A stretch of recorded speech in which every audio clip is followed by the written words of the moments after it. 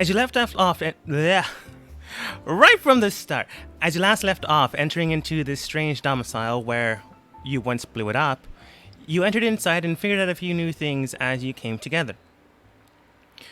Well, before that, however, you all discovered a few more things with an entity known as Shar goes bipolar right now in this city, where apparently a very large monstrous thing is trying to rip a new one into the very reality of, well, your reality. She has stopped herself from using her gifts as it would likely cause a small fractured point where they could perhaps focus in on and tear. Similar to how one rips canvas, they just need that small hole to just rip the rest of it. But I digress. You managed to convince them, mainly Morthos managed to just be there and be their only friend. Probably. But thanks to that, your team managed to recruit them into your own, team. Entering inside, back into the city, after a little shopping and a little more information gathering, you all shared what you decided to share. Not everyone shared everything. But that's fine. But now you're basically doing your own things. Cerulean and Zold and Shar headed out to investigate the actual site of the events that are transpiring. Zen and Q are going out shopping, more on that later. Ray and Wick, mainly because, well, kind of can't go out right now, is just joining Ray. And Morthos, well, Morthos managed to find their familiar, and maybe they accidentally changed again. They can now willingly change their shape and size without the need for a helping hand. So, we will start off with Ray. After a while, Wick comes over after finishing off his storybook. I'm just going to say thematically, it has been a short rest. Oh, yeah. Morthos, however, then... Oh.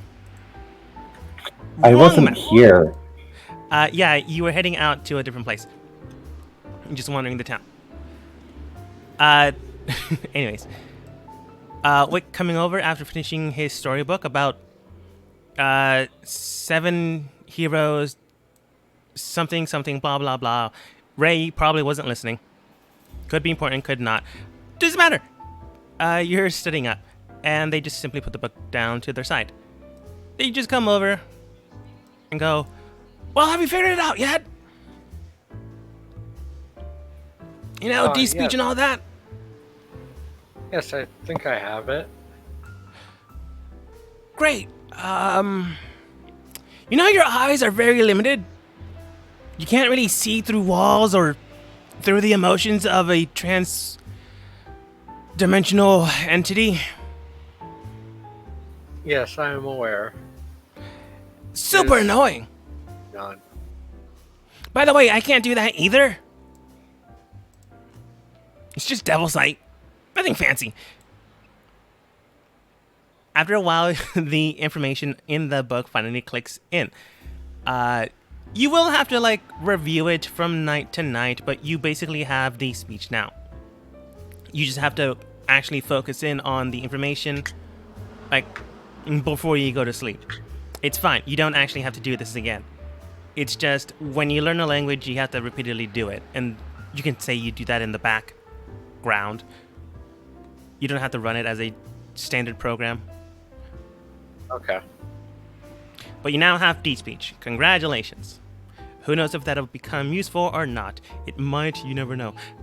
But Wick looks at you and goes, so, ready to transfer, or do you want to hold on to them for a little bit? You can take it back now. Okay. Once again, he gestures for your hand as he extends his hand out. I will take it. Palm to palm, you then feel that sensation again, and your eyes' abilities shift. Yours are now the standard that which you hold, and his can shoot fire. You remember that. Never tested it out. But you were reading a book, so that'd be very awkward. But your eyes transfer back in. Well, I'm kind of done with my story. Anything you're gonna do? I'm kind of stuck in this house. Well, I can technically leave, but don't want to.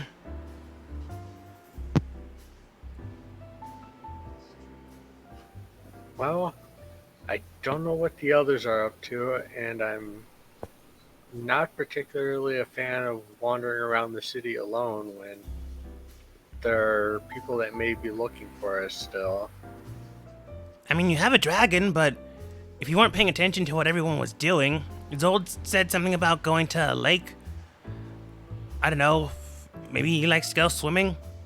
Morthos was gonna go collect a pet animal? Don't know what that's about. I don't think he actually met Peep. But I digress. And Miss Bishop headed out to go shopping. Well, Zold and Cerulean are probably doing their own thing together. And I wouldn't want to interrupt that. I believe I'll just stay here for a bit longer until they hopefully return. Alright, might as well read into the story. He goes back to pick up the book and just sits down on his chair. And Ray will look around at the stuff on the tables and whatnot behind her. Alright, I am not sure how many scrolls that Q actually picked up.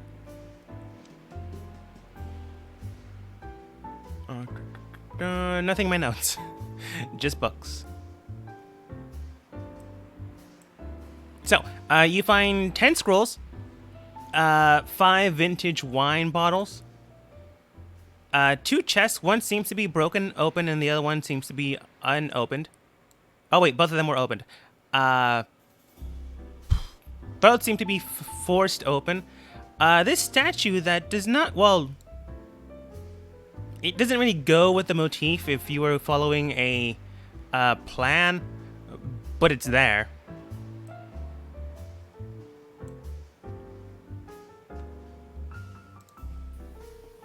Can I detect magic to see if there's anything magical in the room? Sure. Ritually, or are you just gonna do it? I'll do it ritually. Alright, 10 minutes later, you then focus in on 3 scrolls in that pile. You get the general sensation of magic on the Living Candle Man, which is typical. Nothing over here. You get a strange sensation coming along his person again, but not him. The book he's holding in his hand. It seems like something on the cover or something like that. Looking at the statue, nothing magical there, but it does have strange symbolism. It could pertain to some art historical thing. Don't know how Ray is with that type of thing. Nothing from the wine bottles. Something from these 2 chests. And that's it. Do I know what schools? A mishmash with the Candleman, enchantment with the book. Nothing.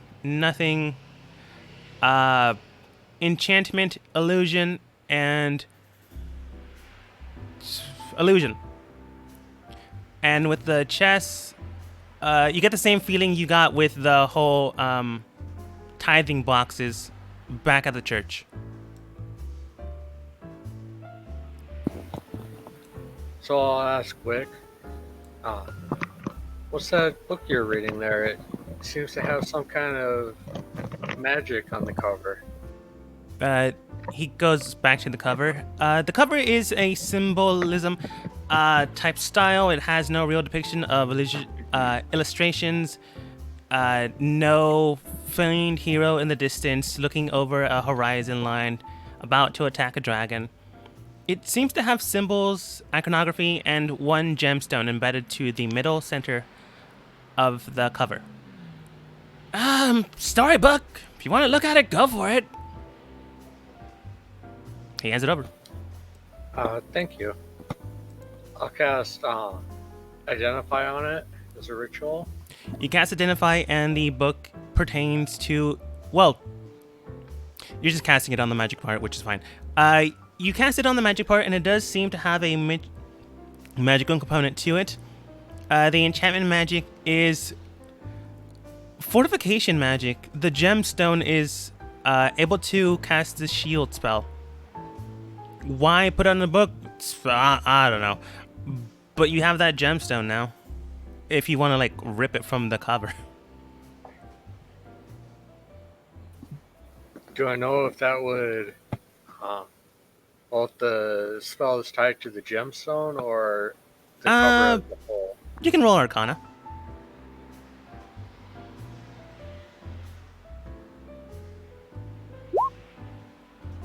No, the spell will still be integrated into it. It's just the symbolism around the gemstone likely has some sort of trigger with the enchantment, which means, like, if something happens, like if the book gets wet, or close to being wet, on fire, stomped on the ground, kicked, bruised, ripped, before any of that is able to happen, the shield spell is likely going to activate. But once removed, nothing happens. The gemstone still houses the spell, and the book's just a book then. Okay. I'll make a note of that and hand it back. Okay. He begins to read again. Thank you. Yeah, no problem. And I'll go and sift through the scrolls to see if I can find the magic ones. Okay, you find and peruse through the 3 scrolls. One is a scroll of Talk to Animal. One is a scroll of Minor Illusion.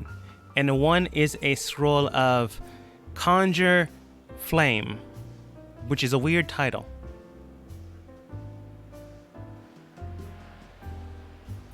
Okay. Do you open them? Those... Nah. Okay. I'll just set them aside and go and look at the 2 chests. They were forced open, so you just see holy light and pitch black darkness emanating from one or the other, depending if you're seeing them both.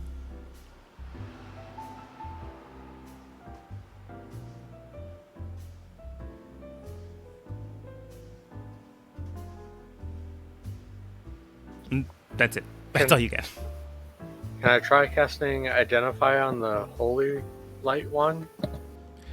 You believe that it is focused on the plane known as Arcadia, the home to the Celestials.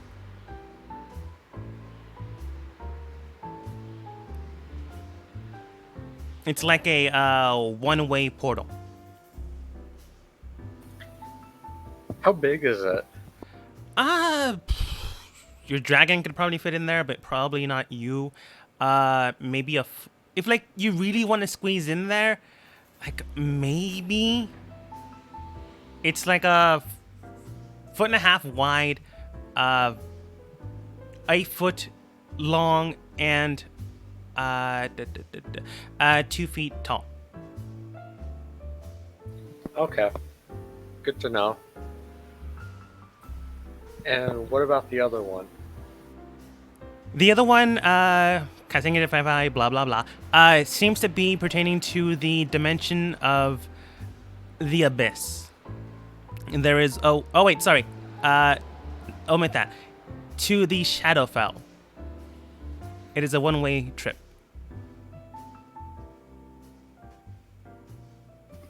Okay. And I'll just write down that stuff on a piece of parchment for reference later. And Okay. probably start rooting through the desk to see if there's anything interesting in there. You find old papers, pens, baubles, a gemstone that might be a paperweight. It looks like a paperweight, but the value of it might be in the hundreds. Nothing fancy, nothing. Well, it's all fancy, it's all expensive.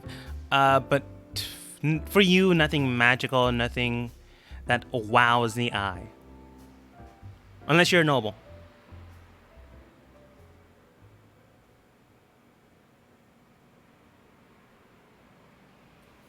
Okay, I'll just leave that stuff there.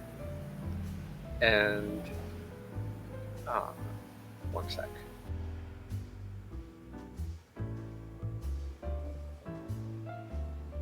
And take out my book about sorcerers and start reading about that. Okay. Then we will move on to another team.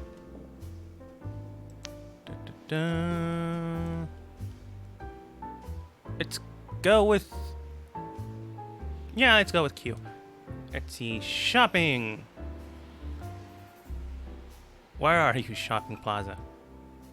Open air market. There we go. And I forgot to move you there.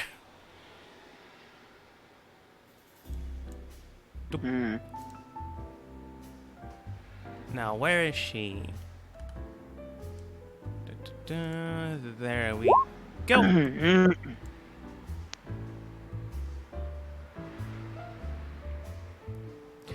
Entering into the shopping plaza, you do see that it's a pretty nice place. Overall, there are venues, items, shops, various quantities of meats, proprietary items. Nothing too fancy, but nothing that wouldn't stand out.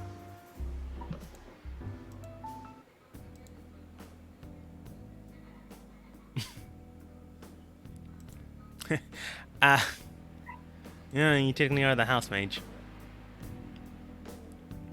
No, let's go with something sweet.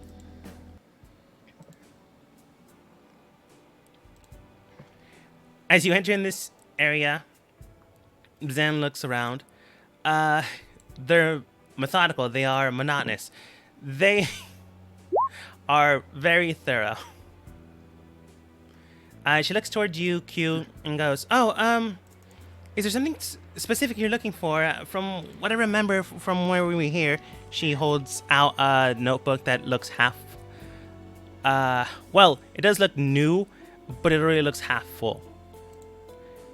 Let's see, we have, magical...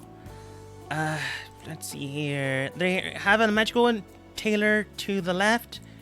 They have a standard tailor to the right of them. From what I remember, they also have an armament specialist to the north. If you want to order some fish, you can collect some from the fishmonger over here.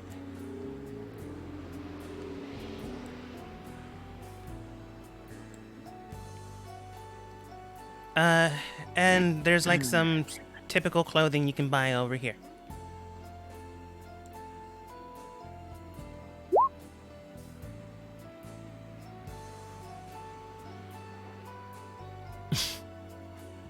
A little.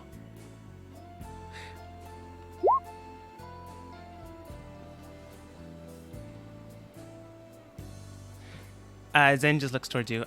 So, any particular outfit you're looking for? Just need, I don't know, I need a dress. I don't know, I've never really worn one.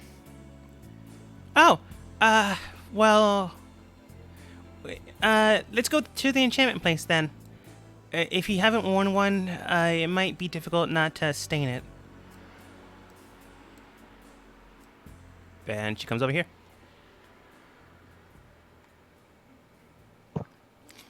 After a bit talking with the customer, she does look towards you. That, and she's been brought up with etiquette. But this is just me not knowing what etiquette is and assuming it's hard to not keep a dress unstained. I digress. Zen then looks towards the individual here, and then the individual looks towards her. Oh, it's you again. I'm surprised you don't have your other two friends here. Oh, they were busy. I see that. She then comes over to Q. Greetings, my name is Meredith. Is there anything I can help you with? I need a dress. Oh, I mean, there's various sorts, dear. Zen then goes, oh, she's never actually worn one. Do you have a recommendation? I suppose I do. Looking towards Q, she then states, tell me now, dear. Do you plan on wearing, she points towards your entire body, this while you're also in a dress? No. She sighs with relief. Alright, let's see here.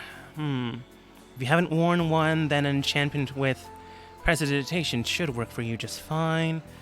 Is there a budget for you, hon? 1 second.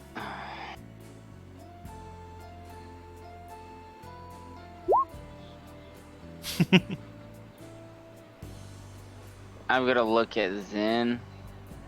Kind of like, I'm out of my depth. Like, give her the look of, I'm out of my depth. Help. Okay. Well, this is Zen's actual battleground. So, with that in mind, she does begin to negotiate for you.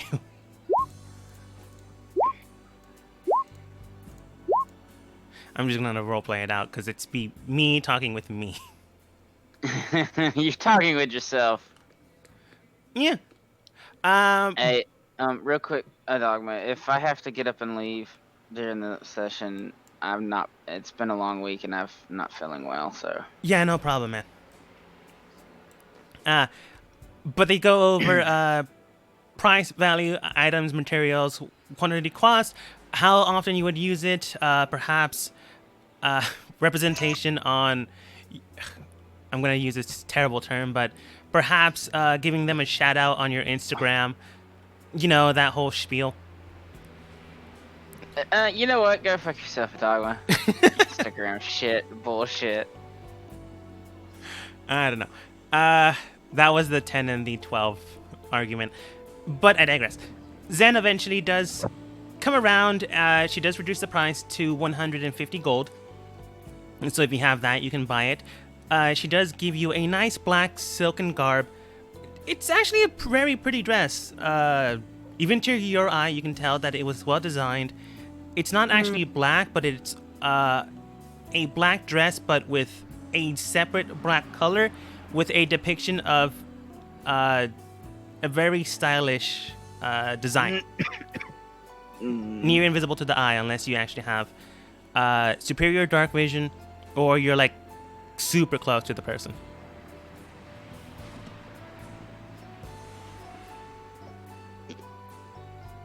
Okay. Okay, she then states, that would be about 150 according to the runaround your friend here gave me. Is that appropriate for yourself? I handed her the 150 gold shit, like from the family fund. You basically give her your crest, the quantitative amount on a piece of paper, and then hand it over. Oh, you're from the Bishop Estate. That wouldn't make sense. She then begins to wrap up. Oh, are you gonna wear it now? I can make a changing room for you, or I can just wrap it up. Wrap it up. All right. And put She it begins on later tonight. to wrap it, and she goes, "Huh, my oh my, you're the new head of state. For yourself. I had heard from some of my clientele that there will be a evening's ball today. I suppose I should thank you, as some of them in turn did buy some of my garments." Well then, how about a dress at an extremely reduced cost for my friend here. Roll persuasion. Do I get advantage? Yes, because you have Zen and you're shopping. Oops, 18, sorry. It double clicked. Oh, good. Not wanting to get the runaround again, she goes, I suppose I can get something for your friend here. Probably something that match. Oh, that'll look darling. She then gets a same type of version of the dress, but this time it's white. Pearlescent and eggshell. Those are white, but I'm told that they're separate colors. Same intricate design, however, you would need a separate sight to see the difference or have to be really close. Zen pays for it. It was only 100 gold because you reduced the price. Zen goes, oh, thank you. Then this woman states, well, I'm assuming you're here for, well, other than the dress, getting prepared, pampered. Do you want the whole spiel about going to my friend's boutique, getting dressed, or is the dress fine for you?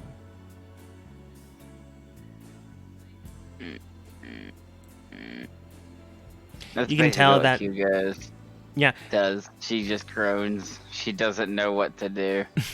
When she said that, you could tell Zen was kind of mad at what she said. You could probably roll an insight check to determine why.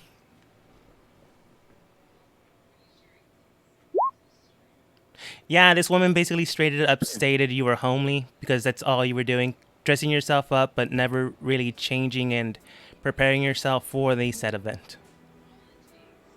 Zen got mad, read between the lines, yeah. That being said, she's not going to force you to do anything you don't want to do. That is not how Zen works.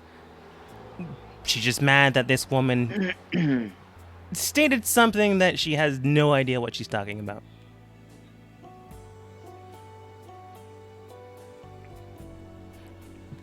Basically a offhanded comment. Well, I'll tell Keel say to Zen, well, you lead and I'll follow. Right, let's see, we have the dress. Would you need, let's see here, do you mind wearing any type of jewelry? I guess. Alright, I've never... well, usually need at least one set of maybe a necklace or something to indicate your wealth to really show it off.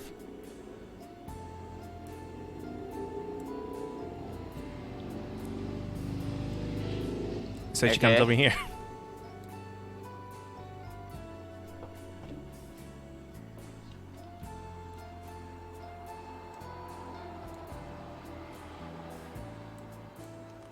I'm just gonna, as we're walking, I'll just follow your lead, Zen.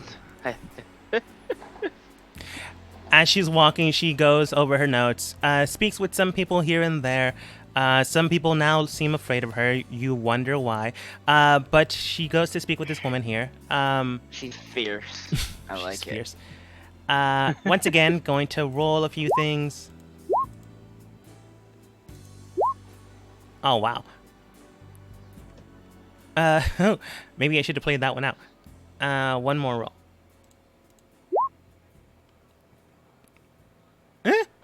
Okay. So, the conversation basically was, what's the shiniest thing you got and what's not as gaudy?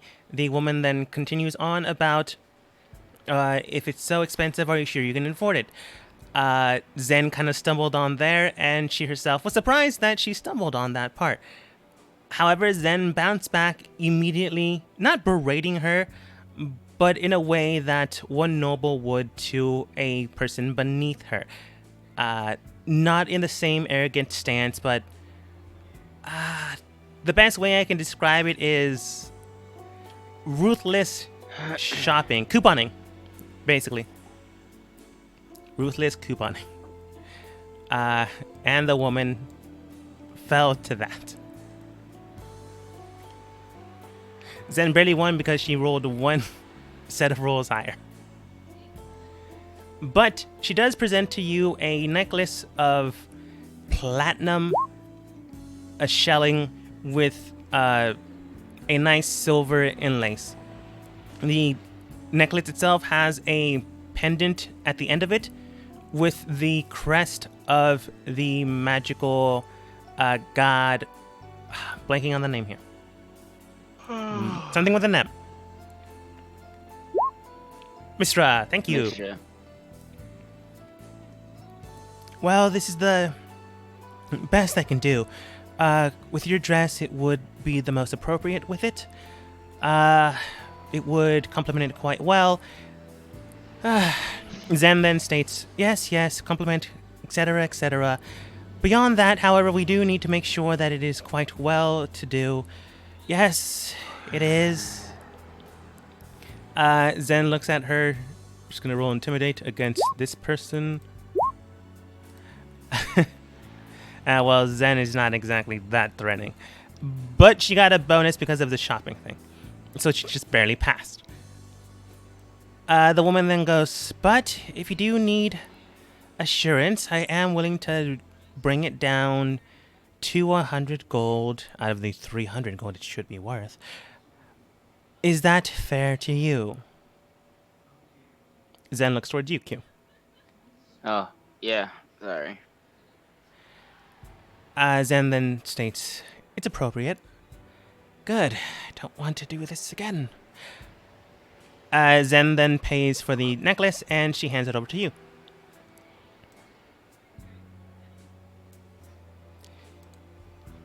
Feel free to stop by if you need to, is what the woman says as Zen begins to wander off. Well, not really wander off, she's just standing next to you. Alright, well, we have the dress, we have the necklace. We could get, pampered, but I don't know how much time we have. A full pampering would take 8 hours, but I don't think we have that time. No, I don't think we do. So you can see her scratch off two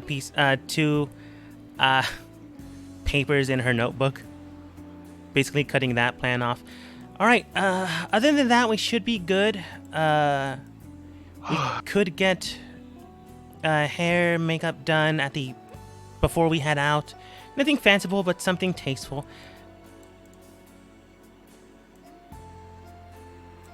Other than that, unless we're meeting up with anyone else, this time you're no longer shopping. She's not exactly the whole gung ho. Don't mess with me. It's more the speed you're accustomed to. Well, we have time. I'm gonna grab her hand and go find somewhere to eat. All right. You have a very nice lunch. I think it's lunchtime, from what I remember. It's cute.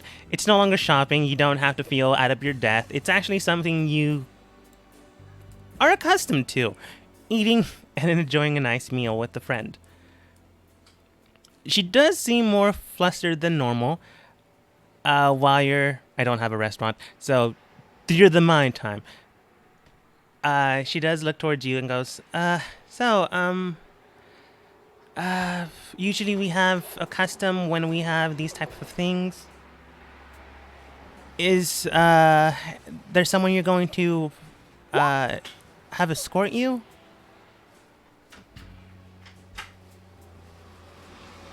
Yeah, that's true.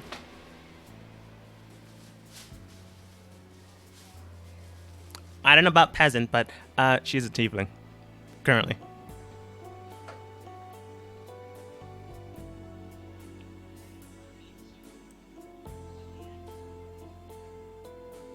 But yeah, Zen asks if there's someone that you are thinking to escort you.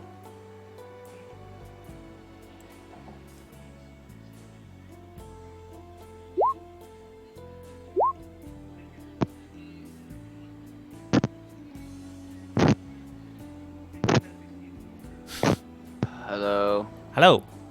There we go. Yeah, Keith's just gonna smile and look at her for a full minute and says, I was thinking about maybe you want to join me. Oh, I mean, that'd be great, but you are going to see everyone, and I'm technically disguised as someone else right now. Mm-hmm.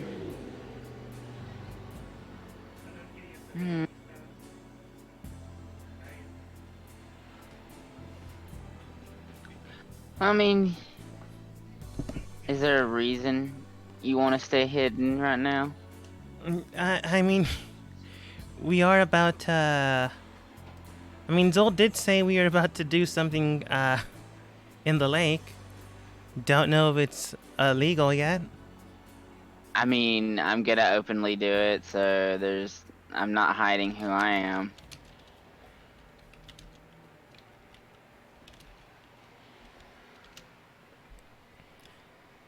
Huh.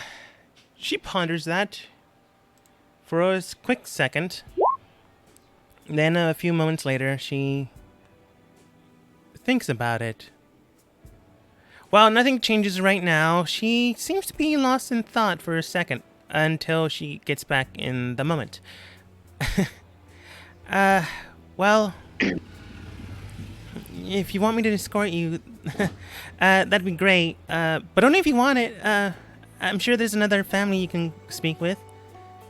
I mean, isn't Anna's family of higher standing? I don't care.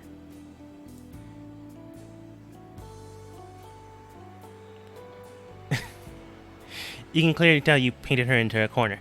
Not I'm able just to say grinning. no. Q's gritting.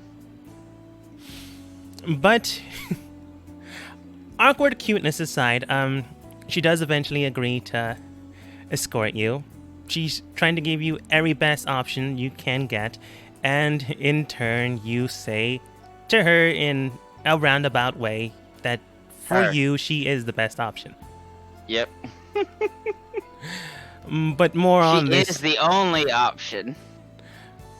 Fair. But more on that later.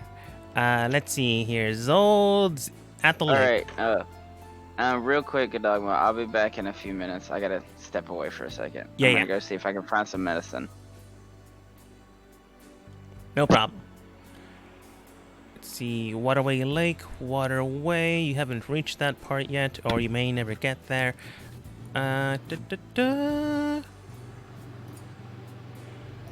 Portal Gate, Harbor Street. Oh, wait. This is the wrong street. Let's see it. Why can't I find the canal? There we go.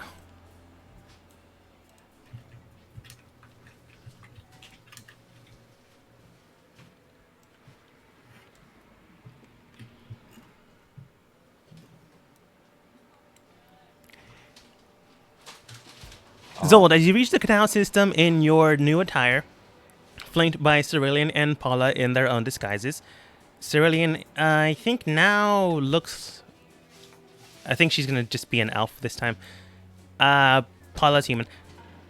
You're now at the lake with the focal point of where you intend to go. So, Paula, do you, sense anything?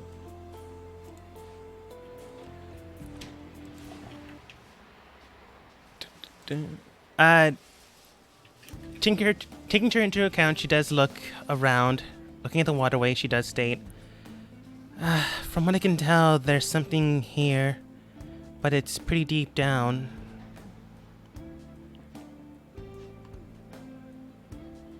The fissure's still trying to tear. I have something on me that lets me breathe underwater. What about you two?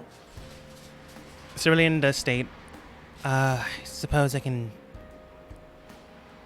I can cancel out one of my spells and get water breathing, but that will cancel out one of my attacks. That should be fine. Paula is not able to breathe underwater, I'm afraid. Can I cast water breathing on someone else? If it's his target.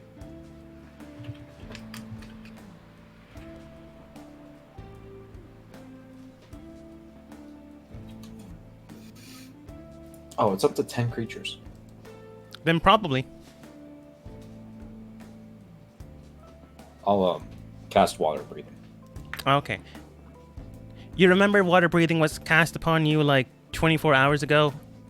It probably wore off at this point. But it was there.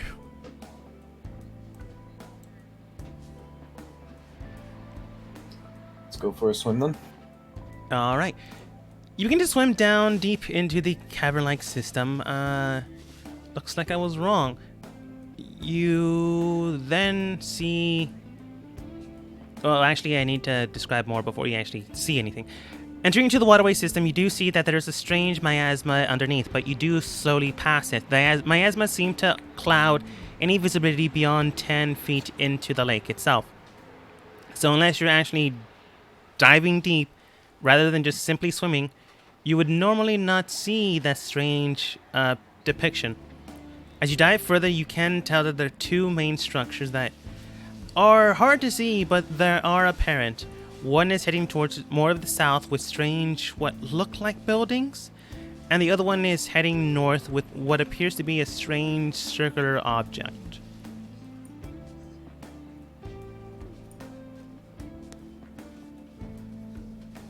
I'll look to Cerulean and gesture to them and like make a should we follow sort of pantomime. Cerulean shrugs. She has no idea. Paula then begins to make a circle and then points towards the north section. I'll gesture that we should follow Paula. All right, she nods, and you'll be heading towards the north section then. There we go.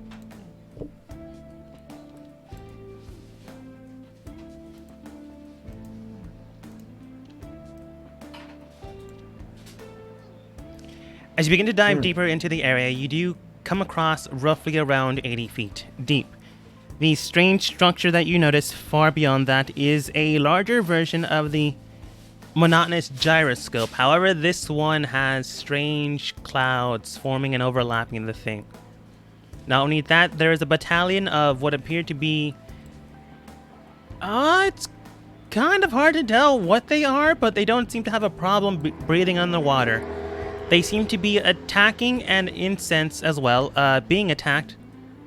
That's a poor English sentence right there. And in turn, being attacked by the strange creatures that you now know as Kelpies.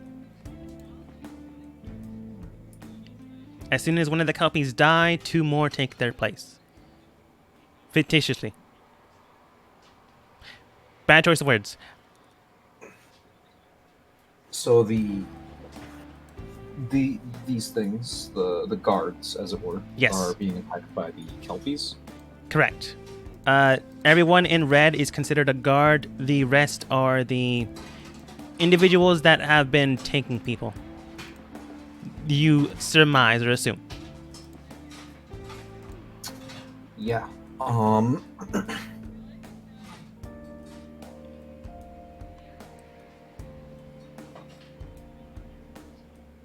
You're still a good distance away. The total depth that you need to get in order to catch would be 100 feet. So you are still a good 35 feet before you actually reach the target, but 15 feet before anyone actually sees you or notices you. Okay. I'll make a panic gesture and point back towards the surface. Okay. You go back towards the surface. Let's see. Canal. As soon as I get to the surface, I'm gonna pull out the communicator. You pull out one communicator. Observe communicator. All right. Sorry, the way you said that made me think of those old Zork text-based games. Yeah, and I'll turn it on and speak into it. Everyone to the canals right now. I've found the issue. We'll deal with it now. Okay, I am on my way. And Ray will put her book away and start heading over there. All right. I'll be there as soon as I can. By the way, our group is down here.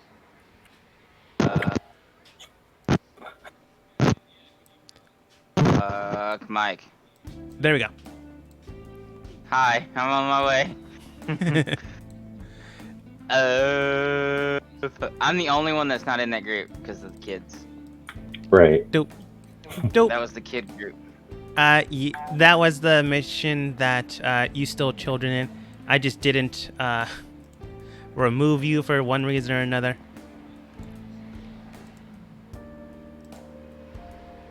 Now we have 2 solds and 2 ceruleans. Just ignore that corner until it's necessary. That's where I'm at. Anyways, Follow that. Zola, there's anything else you're doing while you wait for them to get here? Do I notice anything strange on the surface of this water? The surface of the water does seem to be a lot clearer than it should be. Best way I can describe it is like fresh, clean water that you should be able to see the depth of it in. I'm blanking on the name of the lake, but it's so clear, so clean that you can actually see the bottom of it, but it looks Springs. like 10 feet underneath. Natural springs are like that. Yeah, that'll work. Like a natural spring, but you can already tell that the actual depth is far deeper than anyone knows.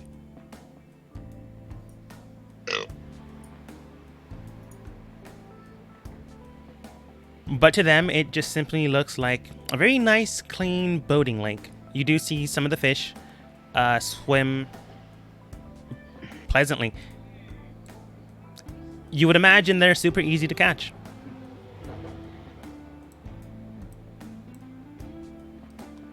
Yeah, I'm just gonna wait for everyone to get here. Okay. Then Morthos, what are you doing? You said you were wandering the streets. I'm just gonna have you wander the streets. I was kind of just wandering around looking to see if there's any site. Well, looking for information based for the kids. If anyone's seen them. Oh, okay. Roll me investigation then.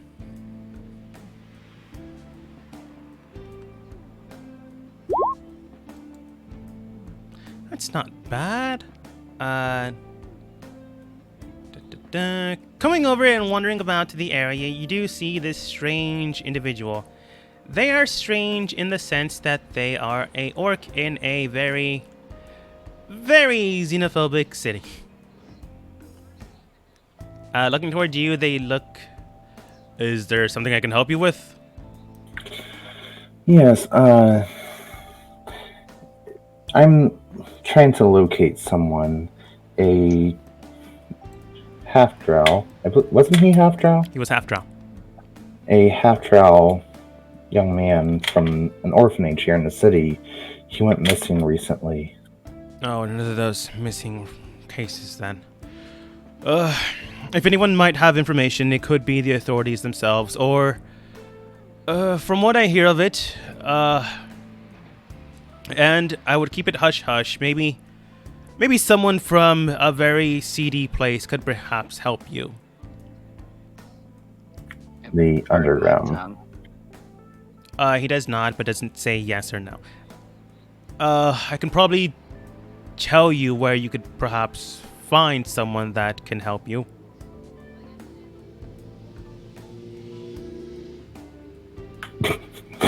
I saw that, Ray. bad, Ray. I'm sorry. It's all good. Am I wrong? Raucous, you're an asshole. Every fucking time. You know who you remind me of, real quick, Ray? Hmm. Sam Riegel and his thing against Trinket and pets. You're just there saying with Pete the same thing. Anyway. Yeah, would you be able to... I mean, that would be quite helpful to me. All right. Let me get a piece of paper down. He then produces a piece of paper, writes with a very fanciful ink quill, a address. It seems to have a name on it, and on the name it reads the Innkeeper's Quill. Don't let the name fool you. It is a front. It is a place that you go when you need either information, a job done, or looking for employment that you're willing to get your hands dirty. It's not always that, of course, though. The way he wrote it, though, was beautiful. You can clearly tell he's a very learned man.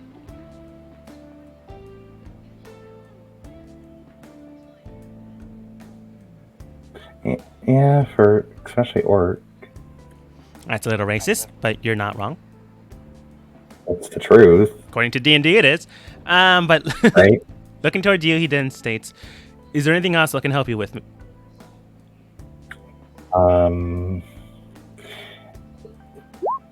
Just by perchance, if you do come across the... That's true too, Ray. But no, if you come across a half-drow boy, can you have him go back to the orphanage? I'm not sure if he was taken or if he just wandered off, but on the off chance that he's just wandering the city. Well, if your boy did manage to just wind up getting lost, who knows? Maybe he went out drinking. I do not know what orphans do.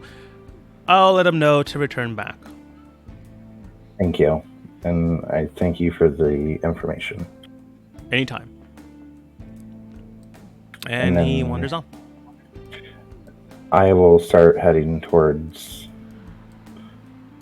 Zoldan, Cerulean, and Paula. Okay, to make canonical sense, right now is when you get the phone call, like after he leaves. Blah, blah, blah.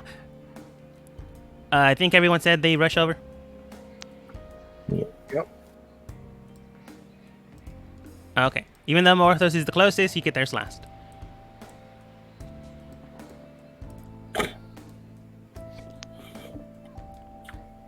Hey, their twins are here. Oh, oops. Meant only to grab you guys. Travelers.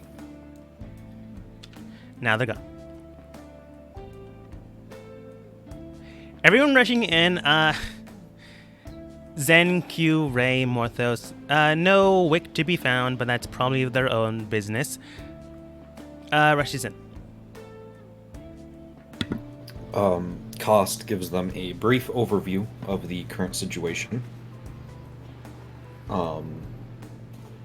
Paula, as Zolder remembers, was not exactly a fighter, right?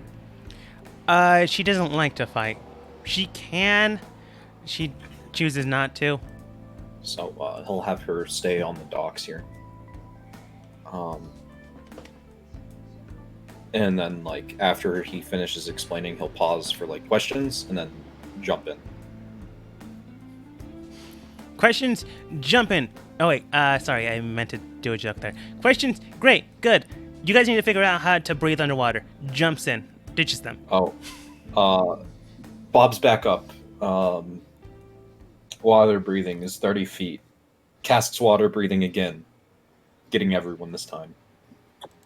Don't some of us already have water breathing? It's been 24 hours. It's time. It dives under. I thought we got something like Oh more fuck! I use permanent. guns. Oh, Well, I have swords. It's okay. You had water breathing 24 hours ago. No one used it. Took a long rest. It's gone now. You do have 2 gems that you could use to cast water breathing. Zol just could also cast it. How back? Welcome back. What's happened?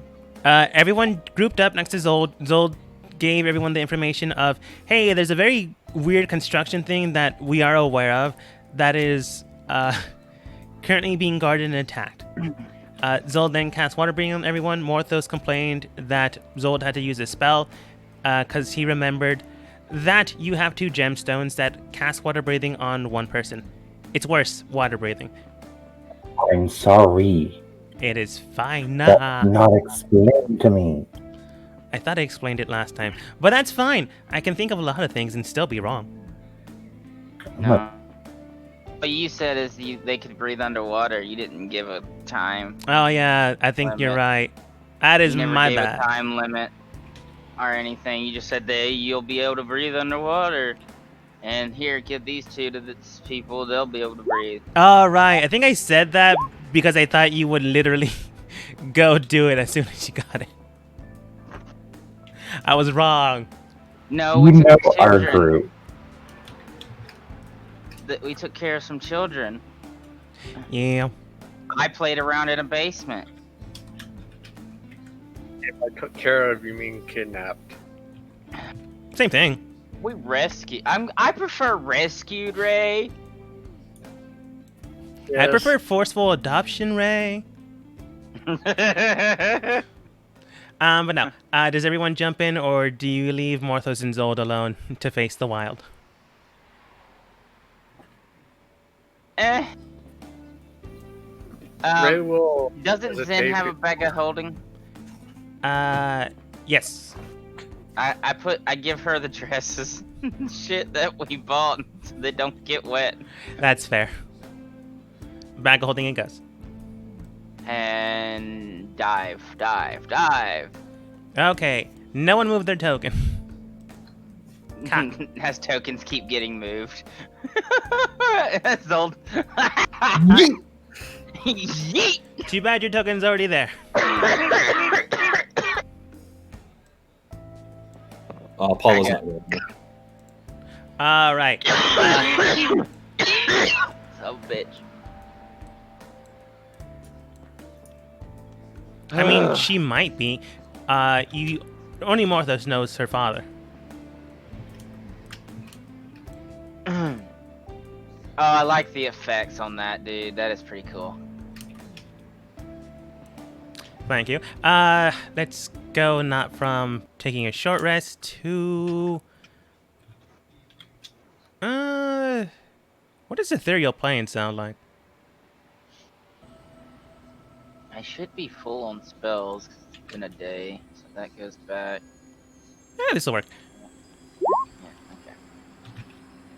I think I have a 6th level spot at this level. Yeah. Entering and diving just don't deep have- down, as mentioned beforehand, you do see 2 structures. One full of buildings and constructions, and one that is a giant gyroscope ball that some of you have seen in the past. However, this one seems to have miasma spewing about it. There are guard sentries protecting it, perhaps, but they're being attacked by kelpies. As soon as one dies, another one takes its place. Well, like, maybe 10 seconds of interval. But they get replenished. You are 15 feet before you get spotted, as they are too busy to bother with you right now.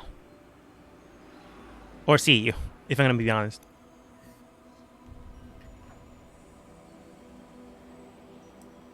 What do you do?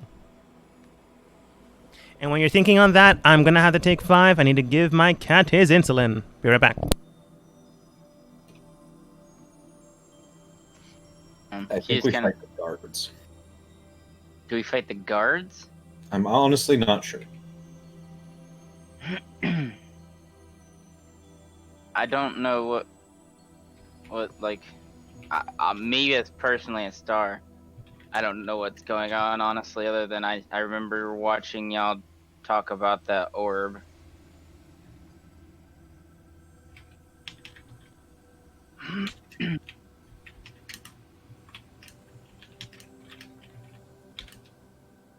Well, the water guard people are probably employed by um, Anderson Technologies or whatever it's called. Anderson's Robotics. Yeah, them. To guard that orb.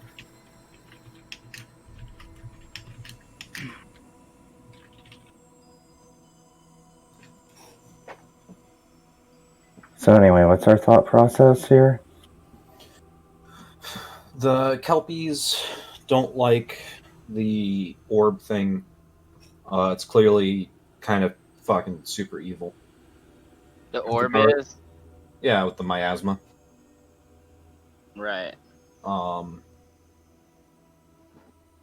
So I think that the water manifested the Kelpies to try and remove it, and the guards are here stopping it. Okay, these are, what are they things? Kelpies? The green people. Yeah, no, I know what token they are. I don't know what they are.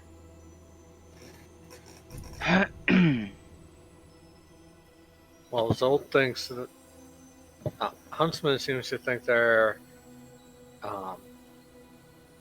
there to get this thing out of the water, and the blue people are there to stop them from doing that. You know, Yeah, just- if it changed out of the water to out of the earth, that sentence would be a plot synopsis of Avatar.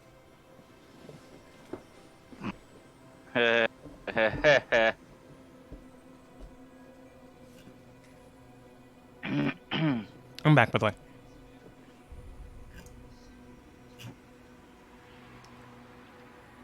Any plan, or are you just gonna So- go guns blazing? What are we fight? Who are we fighting?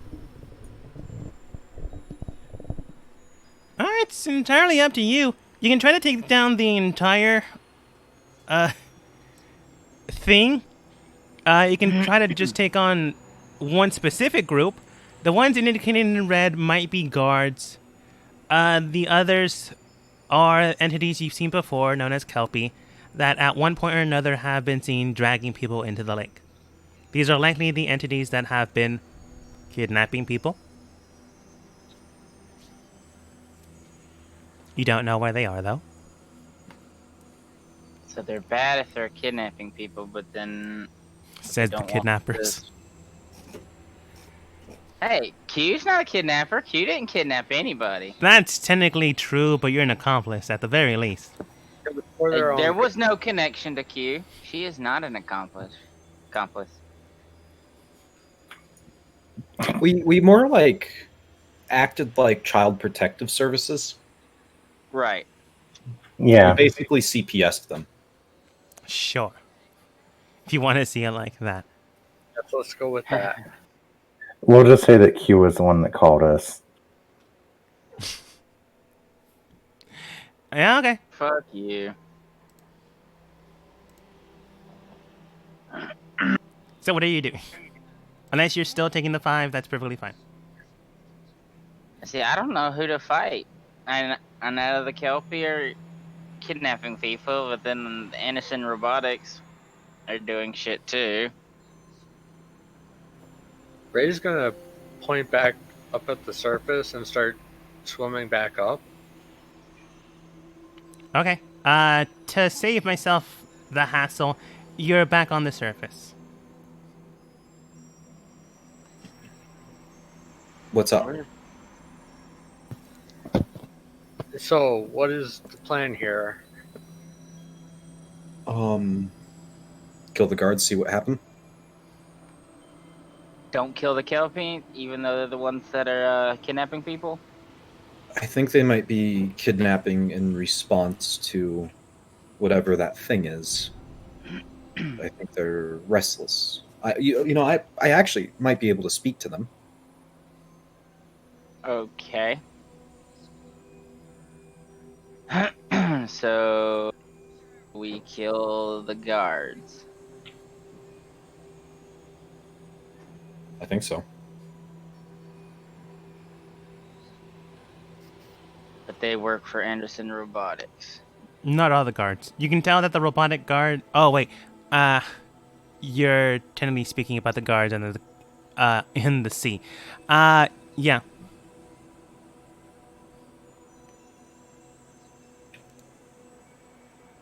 If we kill them, we gotta kill them all so that they don't get back to the other people. Because if they do, and Anderson Robotics finds out about it, we're burned. Because they have a strong ear in the court. And on the surface, at least 1 out of every 10 guard is a robotic individual to supplement the need. Like, they're very much established in the city and have some pull.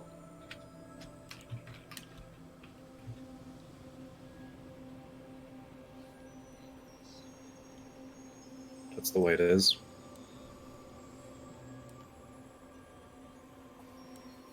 So Look, is that whatever that thing is, it clearly doesn't belong down there. And Paula, and he'll point to Paula, Oh yeah, she's on the Ident- surface. identified it. That's the thing that she was sensing. That's doing what? Sorry. I stepped away, sorry. That's fine. Back beforehand, blah blah blah. She then states, the very large thing is. It's one of the giant terrors I can sense. I don't know if it's the thing that's connected with me, but it's definitely part of it. And these tears are what?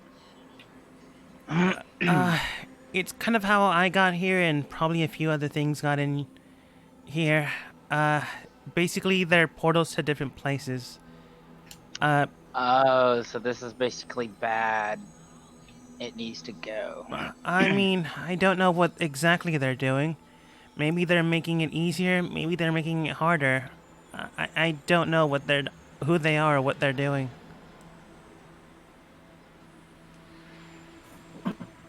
Maybe they're using it as a power source. I honestly don't know. I just know that it's a part of a tear that a very dangerous thing is trying to break through from.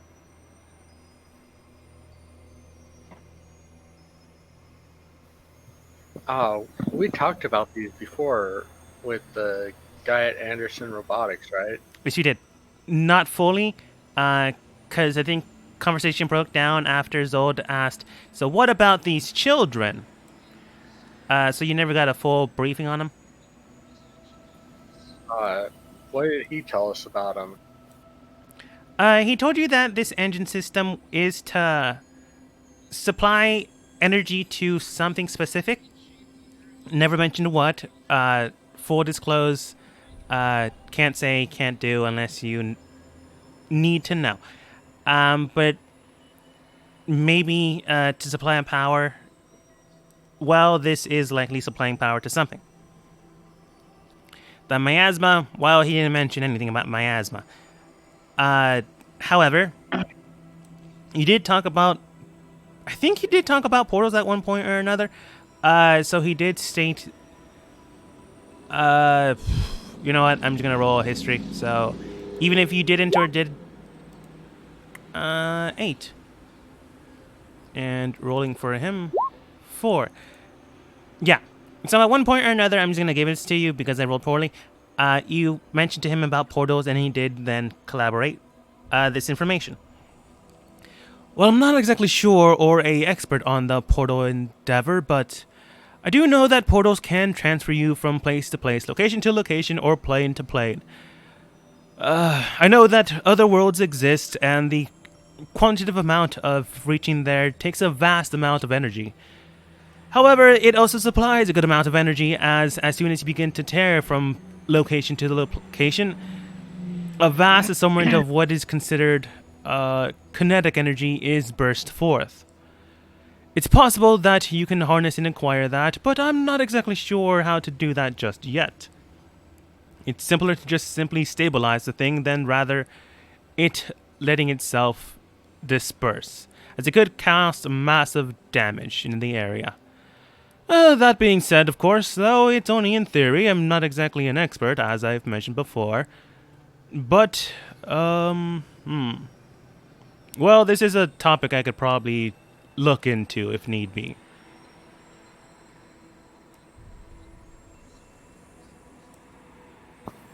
Okay. So we should kill the guards to stop this thing, because it's basically holding a tear open, and this other thing's trying to come through that tear. Maybe. He rolled a 4, so he gave you information, but maybe not all of it was needed.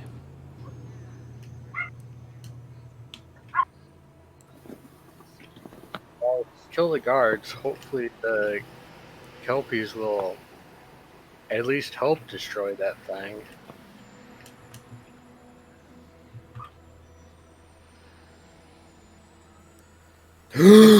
And then dives down. Ray will follow then. Okay. Yeah. Paula gets put in the corner. Partway through, Koss remembers he can breathe the water. Yeah, I was about to yell out down into the water that you can breathe, but then I remember we're trying to sneak up. Plus, that'd be awkward, because while you can breathe it, you can't speak through. Well, you can, just no one will hear you. Not unless they're part dolphin.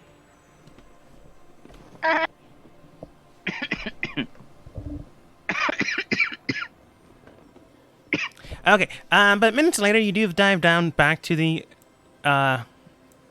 focal point of where you belonged beforehand. The Kelpies still stand. There are Kelpie dead bodies, not depicted, on the ground, and more flank their ranks. Who knows how long they have been doing this? That being I look said, at Zold. go Look ahead. at Zold. So we're doing this, right? Odds. Roll turn order.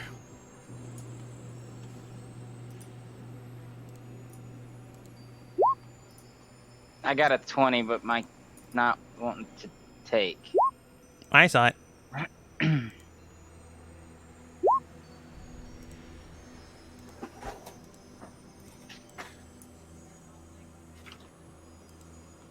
Going after the guards.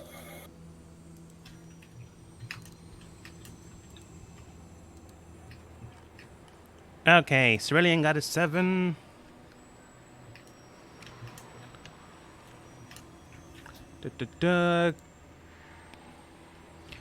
Guards got a 13.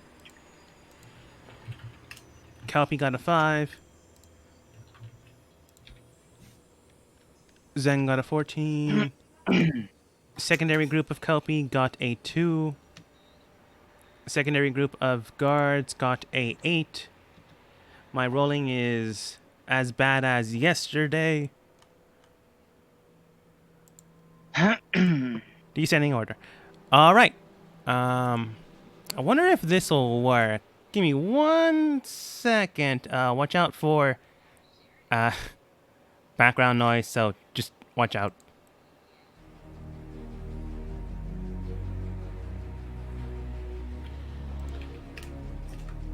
I don't know if you can hear that. I put it super low. No, I didn't hear anything. Uh-uh.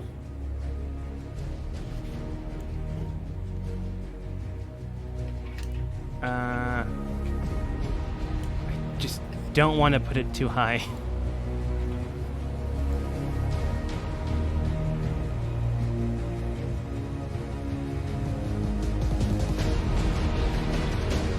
Huh, well, I can hear it. I'll figure that one out later. In the meantime, I guess this one? Yeah, this'll work. Marthos, you're up first. Oh.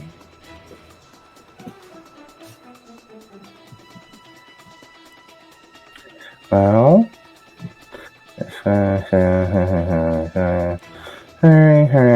40. And I guess I'm going to attack that one. Okay.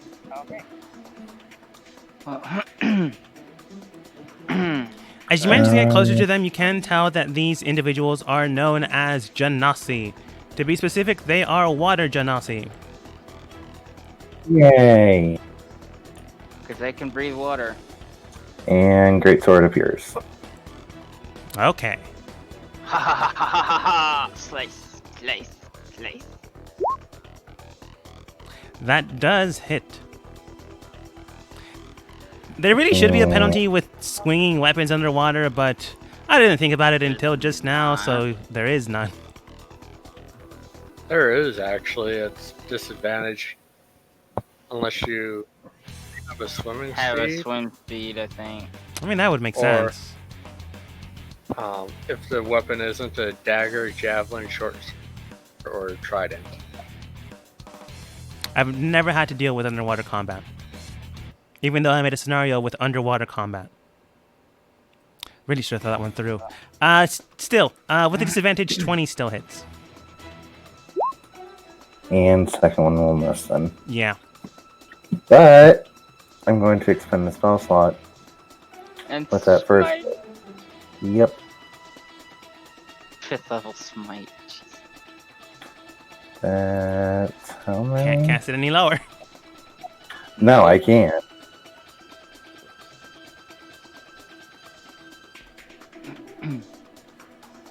So that's an extra 5d8 after. You can see into magical darkness, right? Yes. Yep. There- So Okay. there's 20. Now I need to do the 5d8.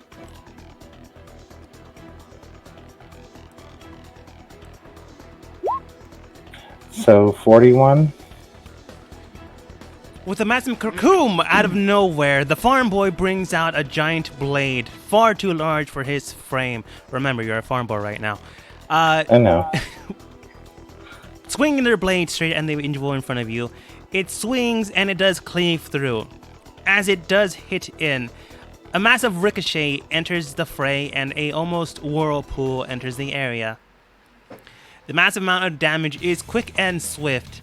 Your second attack, however, due to the whirlpool, misses as it simply washes her 3 inches to the left, which is something you were not expecting.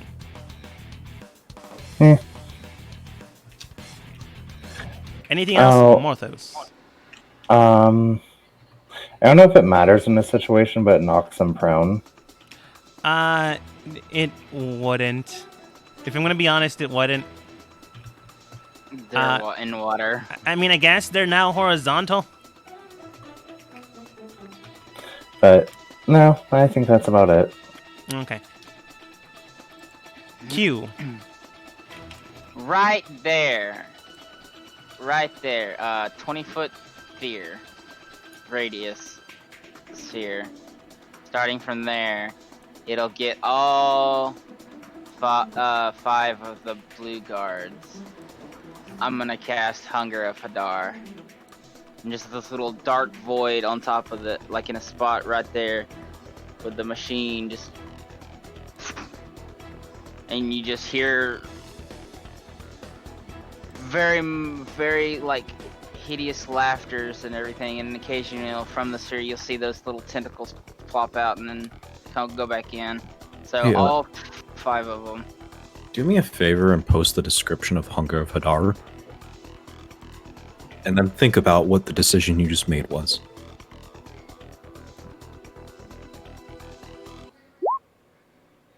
No, it's not letting me post the description. Damn it. Go to your spell list and put the little speech bubble next to it. Hunger of Hadar. You open a gateway to the dark between the stars, a region infested with unknown horrors.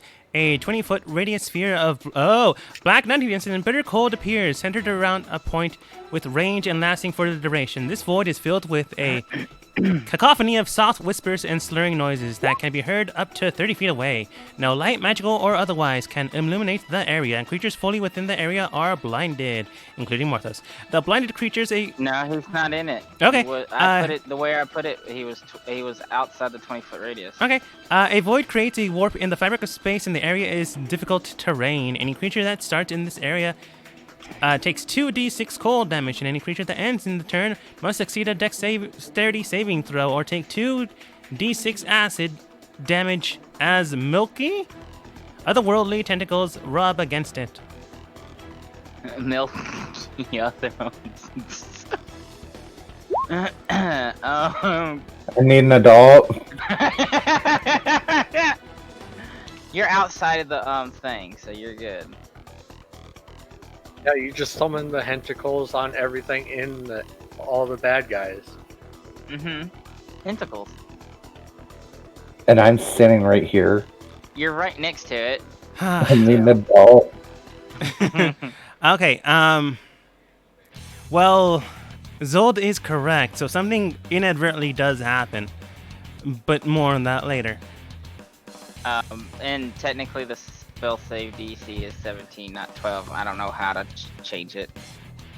Spell's being weird. Okay, so it's a dex save? Yeah. 5 dex saves. I think I just gave them a... Oops. Did not mean to roll. You know what? I'll just let one of them keep that. But it has a +4. Alright, here's 1, Yep. 2, 3, 4. Alright, 2 of them save. This woman and... both of the women. Pass. Now I feel sexist. Would you rather subject them to the tentacles? I suppose I wouldn't. That's fair. That's fair. The tentacles. The tentacles. Hold on. What did I do? I don't understand. You opened up a super nebulous gateway on top of a thing that's opening a tear in reality. Oops is a understatement here. Oh, I just read that part. Well, see, every time I've played with Hunger Kadar, that's never really factored in, so I've not really paid much attention to that part of the statement. In normal circumstances, that is fair. I didn't really think that through. No one I did. didn't think- At least not until it's too late. Q, anything else? No. Okay. Zold! Yeah, fun, cool, excellent. I mean, I can cancel it. I can cancel it if you want me to. I think the damage has probably been done. It's still there, yeah? Yes, Oh, I yeah. just took away the automatic. Okay. So I do have a swinging speed. I can post that. Because you're a freak. Oh, That's sharpshooter. There we go.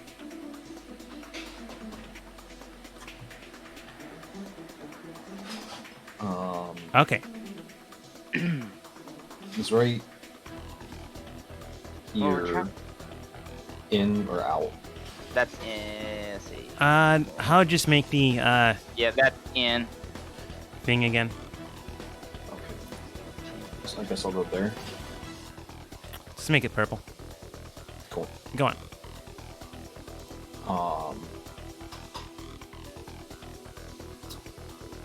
So I can see this guard, or Yes.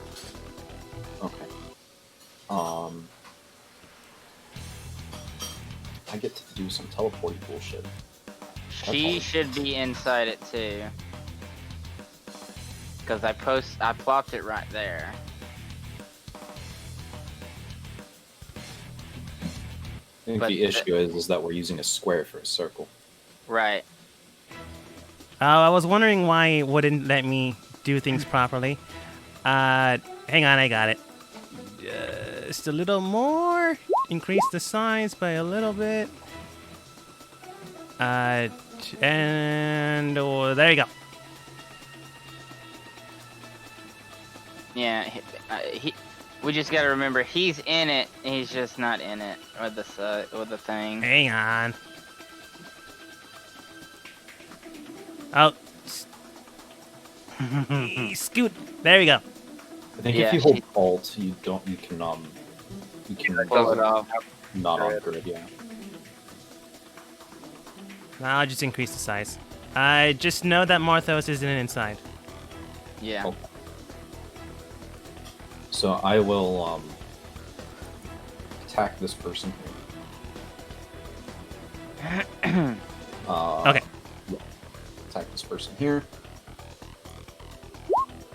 Oh yeah, they are blind. They don't get to save from that. Just FYI. The only thing they save from is the cold and acid damage. Attacking at advantage then, because they can't see you. Well, they only have to do the dex save for the acid damage. They take the cold damage at the start of their turns. Mm-hmm. That's a given. But they still can't see, so I don't really see any real way for them to, like, block against attacks. I'll be right back. We see them. First attack. With that, I teleport up to 10 feet. Gonna teleport over. So I'm actually going to use my bonus action to cast Misty Step. Yeah, I'll use my bonus action to cast Misty Step to get up to this point. And then Okay. I'll attack. And then I'll Star Your Might. Yeah, I'll make the attack, then I'll teleport, and I'll use some of my movement to get here. I'll make another attack. Okay. To answer your question, Ray, it says creatures fully within are blinded. So I'm going to say you can see them because it doesn't specify otherwise.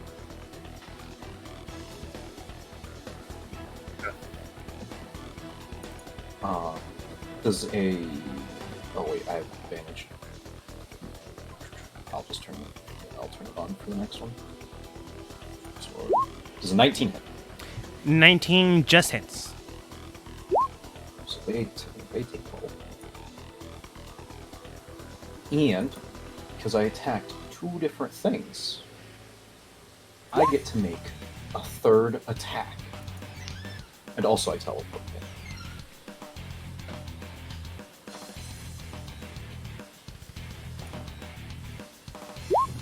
I assume 27 hits.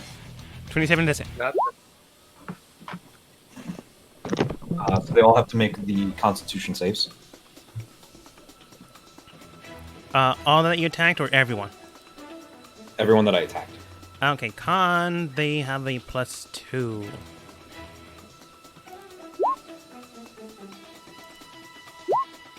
I don't think anyone I was passed. literally not expecting that to work. I have had these are the swords that I've had since like the beginning of the campaign, made from the claws of the super rust thing. Mm-hmm. Oh yeah, I remember those. tetanus swords. Yeah, the tetanus swords. Yeah, you guys remember the tetanus swords, right? Still had two of them embedded into his arms. Yeah. G fucking G. I forgot you had those swords. Holy shit. I mean, he doesn't use them. Oh, I know, he uses the guns. Yeah. Do you remember what they do, though, Zold? So I have written down that they start bleeding, and they take 1d6 at the beginning of each of their turns. Is that Correct. right? And then they have every I think it's every minute afterwards their movement is cut in half until they can't move no more. Yes. That's an effect Oh. for, like, after combat. Yeah. Damn. So 10. So wait, it was 12, 12, 10 they took. I used my bonus action for Misty Step, and I made 3 attacks because teleporting nonsense. Teleporting nonsense. I love my teleporting nonsense. Oh my god, this is going to be so much fun. At any rate, anything else? That's my turn. Okay, Ray. Gonna swim forward a little bit You can swim forwards a little bit. and gonna cast Hold Person as a 6th level spell.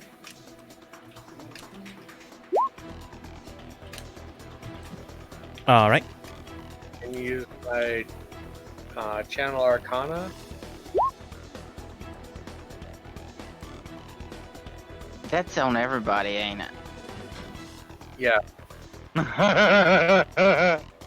Holy shit. All right. How many targets at the 6th level spell? All 5 of them. fuck it. Okay, that's good to know. And a 20 DC. The next spell you cast gains +2 bonus additional attack roll for it or DC as appropriate. Okay. So, for them, that is let's see here. Minus 4. Wisdom. They have a wisdom of 3. 1, 2, 3, 4, 5. No one Oh! passes. Oh, yes. This is as bad as my rolls as yesterday. These are just your normal rolls. What are you talking about? That is unfortunately true. All of them Yeah. are currently stunned in the water. Well, paralyzed. They are paralyzed. Paralyzed in the Advantage on water. attacks. It's not like that's any better for them. And that'll be it for me.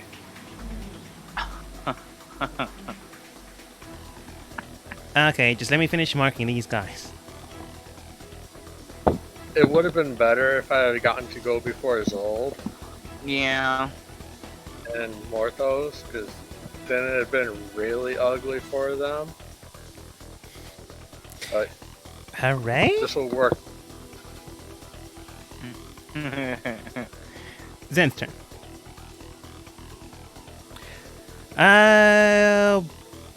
Dut, dut, dut. She spends her entire turn getting, here. Enemies, well, paralyzed. And Rolling wisdom. they take 10 points of cold damage. Okay, he rolled an 18, so that still doesn't pass, and he takes damage because he started there. He has to now roll, what was it, con save? For the poison? Dex save for the acid. Okay, he has +4. That's a 5. Nope. So he takes additional damage. Let's see. Another person is in the same bracket as him. So go ahead and roll your damage again. They failed. And they failed. They take 5 and 4. Okay. Next up, them again. Oh yeah, paralyzed is an automatic fail on dex saves. No, okay. Well, they automatically fail. So just do damage, and I'll just roll for them at the end of their turn. Okay, so three more people, 3 more times. There. And yeah, that's for all 5 of them. Okay. And one more. And the one whose turn it is they're bleeding, so... Yes. Okay. Well, unfortunately for them, they're just sitting ducks in the water. And now the Kelpies are going to come and fuck them all up. Yeah. Yeah. So fight back. Cerulean's gonna come over here to try to help Morthos. After Cerulean takes your turn. She would hit you guys if she did Kelpian, this. is she gonna attack the Kelpian? No, because you're not doing it. So she's gonna come over here instead. I'm just gonna have her cast Chain Lightning.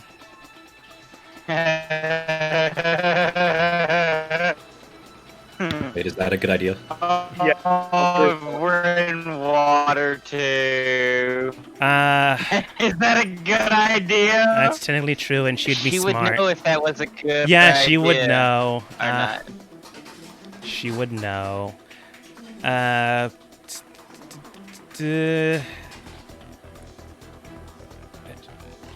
see here. She started over here.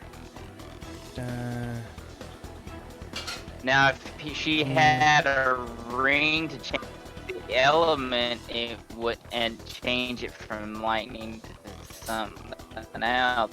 It wouldn't be a bad idea, but don't kill the Kelpian. Okay. You see her bring out a strange wand this time, however. Fight them either. Okay. You see her bring out a wand. Sorry if I paused there. You were rebutting there, Star. A strange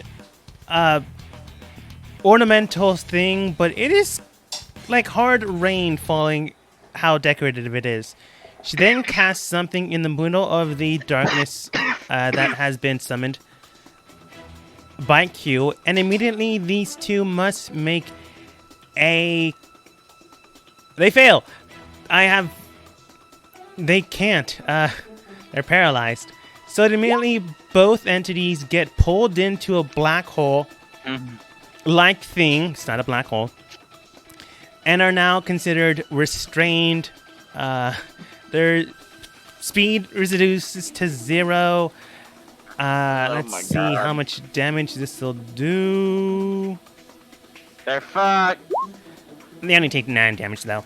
Wasn't that strong because they rolled terribly. They're still fucked because they're still stuck in my sphere. Yeah. Death. They have tentacles. Kelpie's turn. I'm just gonna run through both of their gambits. Kelpie, So do they realize we're helping them? if they do or don't, they're not attacking you at the very moment. But the Kelpie begin to go straight for the guards immediately. Those that are considered easy targets, they immediately target. Which is, unfortunately for Everyone. the guards, We're fucking these guys up so hard. Ray, I swear to God, you are one of the best people I've ever played with that has played a wizard. 1, 2, 3, The hell of a 4, drug. 5, 6. 4 the Kelpie managed to strike through into the enemy lines. Well, they have advantage. Oh yeah, that's true. You're not helping. There's a natural 20. 2, 3, 4, 5. Melee. They're all Including percent. their +8, they all hit. and they all crit because they're attacking within 5 feet of the paralyzed enemies. Yep. Okay. You immediately see the strange Kelpie-like creatures begin to form and shift once more. However, they don't actually change body, but their mouths themselves begin to more look horrific. I don't know why I rolled a 10 there. The mouths basically come unhinged and, much like a shark, begin to see that image in front of you. They do crit damage, which is now 6d10. Owie. Ow. Wait, so how many attacks? 1, 2, 3, 4, 5, 6. So wouldn't there is a D? Jesus, that's gonna be a lot of damage. Let's see. 1, 2, 3, 4, 5, 6, Oh my god! and 7. A lot of them are close to being bloodied. One is extremely bloody, but not at death's door. A few more are extremely hurt. No one is left unscathed. After everyone's initial attacks, they are already almost dead. Marthos. Normally they wouldn't be this dangerous. They would be dangerous, but not like this. Not like this. Don't you love us?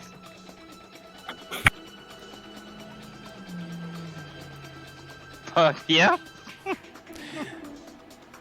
That's a lot of damage. Going to attack the guard next to me. Mm-hmm. Isn't he paralyzed, so he crit?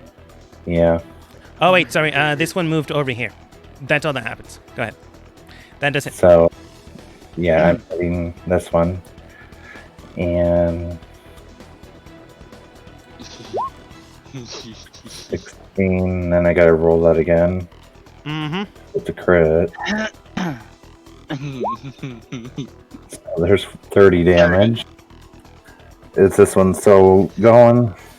As you see this individual struggle, trying to remove the restraints of magic. Most of those, you just cut them. They aren't bisected, but they are no longer moving. Guess what? I still have one more attack. It's 15, 20, 25. Gonna kind of look at the Kelpie and make my slash hit this one. Fortunately for him, he's one of the ones that took over 40 points of damage. 24? Does hit.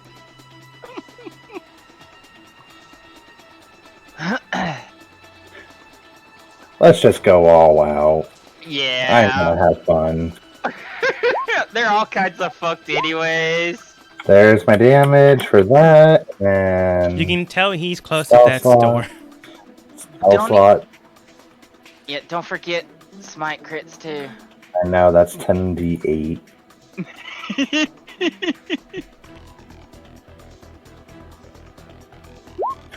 Plus another 43. Yeah, that was so bad. Just got turned into red mist. This guy basically got turned into red mist. The tentacles are having fun. Not even gonna describe it. Not even gonna go there. Anything else, Marthos? You know what? I think that'll be it. Okay, I think I've done enough for the moment. back to Oh, hey, Q. guess what? Hunger of Adara is not concentration. Was it? As he dies. Of the Corona. No. Let's see. Since they failed deck saves immediately, 5, 10, 5, 10. Right there on top of the sphere, and where I remember where the sphere was, and then these two are, there would be the only two that would get hit. Alright, let's see. Yeah, I'm gonna put it right there so I don't hit the Kelpies. What are you casting? And Flame Strike. Ah, Yeah. Let me mark this. And they fell automatic. Yeah, you know what? Yeah. those two are Yeah, I'm just gonna go with gravity well together and paralyzed. And Kind of Doesn't not that- able to pass. so melee's only crit. Saving throws can't crit. Damn. But oh well. I mean, saving throws can't technically crit, but the damage could technically. That's up to you. Yeah, it's more fun that way. Okay, I'll roll it again. Alright. 22 on the second, 30 on the first. So 52. You can tell that these two were likely the hardiest of the bunch. Well, that hardiness did not contemplate them being paralyzed, them being gravity well together, them being basically eaten in half by Kelpie, and now a flame strike. Molested by tentacles. And I wasn't still gonna go there. You can't make me. I will go there. They are being molested by tentacles. With a flame strike to get rid of the tentacles momentarily as they're being bothered by them.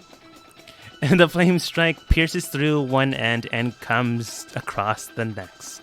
Also, how much damage is this machine taking? The machine is taking some damage. You just don't know how much. Alright, I'll be right back. I gotta step away, but yeah. That's my turn. I moved. I don't have anything for bonus action. So, yay. Bye. Okay. Zold. Very similar turn to last turn. Though this time I don't get to do as much teleporting nonsense.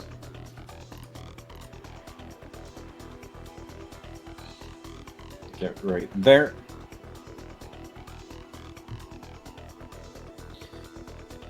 And make sure I turn advantage on. Attack. Attack. This is a normal bonus action attack from dual wielding, as I did not meet the teleporting requirement. Well, those all hit.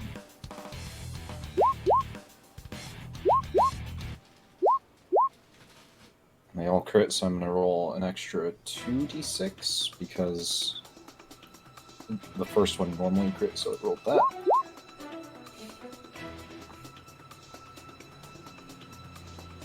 Okay. Brimming sword and iron, you do manage to come across this individual. While the last guard is in tow, you decide, well, everyone else is dead. Why let him out of all the fun? Coming straight towards him with blade in hand, you slash straight through. After a quick second, you can tell that he likely failed his con save, if that mattered, as he is now in 3 pieces. If you want, I will show you his con save throw. Oh, wait. Oh, it's rolled in secret, so I guess I can't technically show you it? There we go. That's close enough. I rolled a 6. Not depicted. Not depicted. But with Tetanus Blade in hand, and, well, if you want to pick up the 3 pieces he's in now, you do manage to strike the guards clean. Well, maybe not so cleanly dead. Do you do anything against the Kelpies, Ray? Oh wait, Zola, anything else? No, I think that's it. Okay. Ray. Can I see the machine thing in the middle? You can still see the machine thing.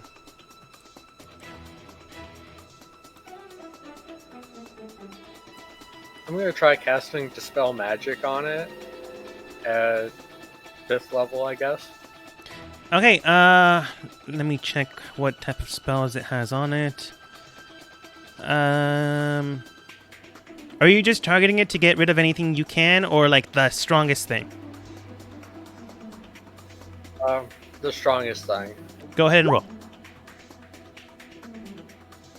So it's got something higher than 5th level on it. I'm afraid so.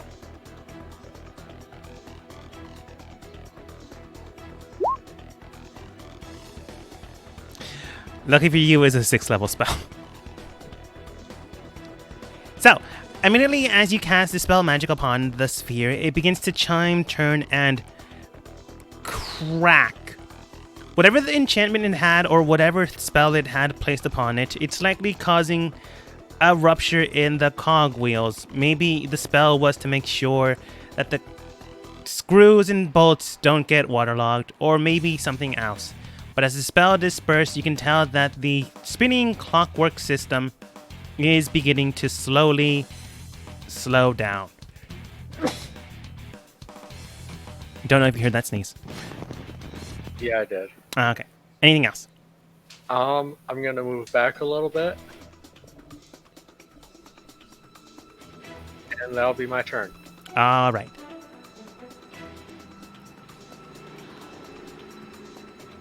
Since you weren't actually attacking the Kelpie, Zen will take this opportunity to back the heck up. Dead. Will stay there and hold a spell.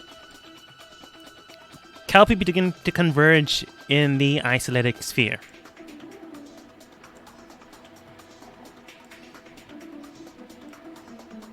Basically ignoring everyone else. Zold, you have an attack opportunity. Marthas, you had an attack opportunity. Do you take it? I'll pass. Hard pass. Marthos, you have your turn.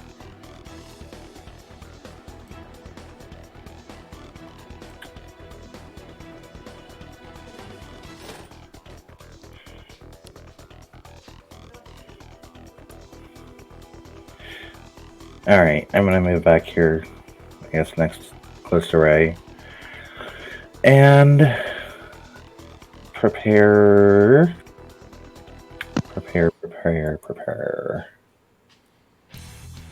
I mean, you don't want to get close to the thing that might implode into a black hole once we destroy it.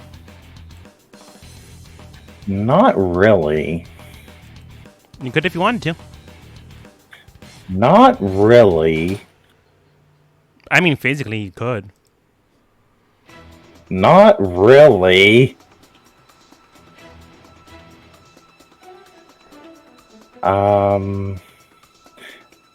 Actually, I should have probably moved toward Zol. You can take back that action. Movement. Yeah. 30. And because I have it ready, I'm going to use, from my bag of holding, my spell storing crystal. That has Dimension Door on it. Well, stored in it right now. And take both of us back to next to Q. You're right next to Q. Yeah, I'm down for that. It's right here. And that's my turn. Alright. I don't know if Q is back.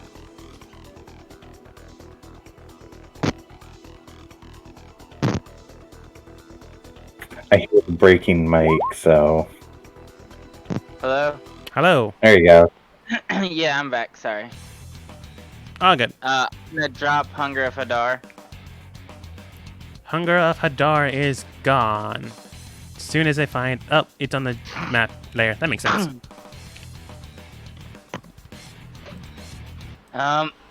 We're destroying this thing, right? The Kelpie are. I was talking to my friends. Makes sense. We're all backing the fuck up. That's why I grabbed Zold and got out of there. But we're destroying this, right? Yeah, I think that was the plan. But being as we're underwater right now, we can't really talk to each other. You can pantomime. Zold begins to pull out C4. How are you gonna light it? Uses a blasting cap. You bastard. You bastard. Do I get any advantage against the construct? Is your favorite enemy a construct? I mean, I've got a weapon that its favorite enemies are constructs. I feel like you're lying. Nope, the mace you gave me does more damage against constructs. Oh yeah, that's certainly true. I mean, if you're attacking with your mace, I'm attacking with Eldritch Blast. then no. Bollocks. Alright, well, still. I got a crit on one of them. Technically on both. I see no reason for it to have it be able to move. Oh, okay. Well, yeah. Eldritch Blast don't do much damage because I don't have the evocation, but anyways. Yeah. There's Eldritch Blast. Uh, z- um, 19 damage. well, see, here's the thing though about the talking. If we can't talk, we couldn't have been casting these spells. You can say the words out, just you like when you go swimming, and if you ever done this as a kid or whenever, you can still speak, just no one hears you. You just get the whole sound, which is still a sound. I mean, our lungs are filled with water right now, you know. Because we're Well, breathing the water. I always imagined that it just kind of gave you gills, and we're actually still filling our lungs with air, and the water is just leaving. Doesn't give you gills per se, but it lets your respiratory system act like gills. Yeah, that's what I mean. Like, we're breathing the water in and expelling the water, but getting oxygen from it.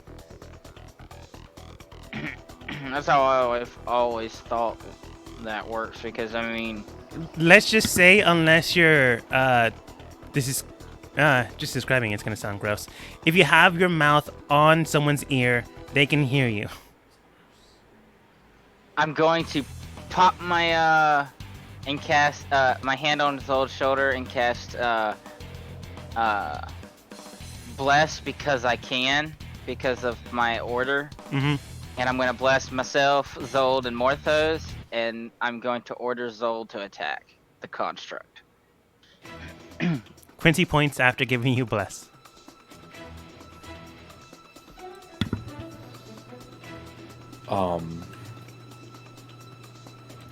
What's he gonna do from back here?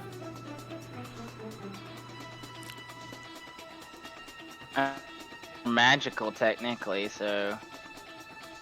We'll give it an honest go. Zold whips the rifle around his shoulder and squeezes the trigger. All right.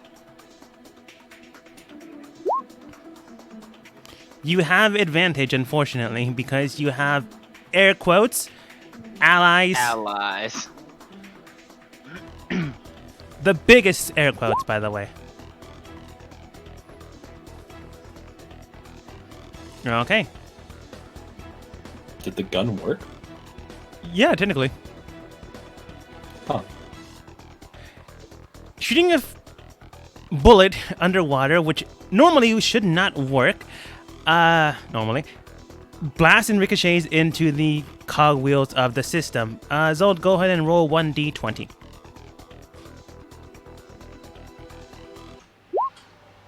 Okay.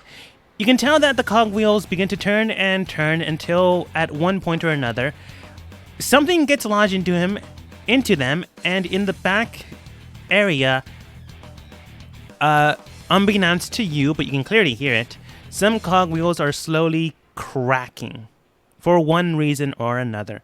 Maybe a bullet is stuck in between, or maybe a bullet cracked them.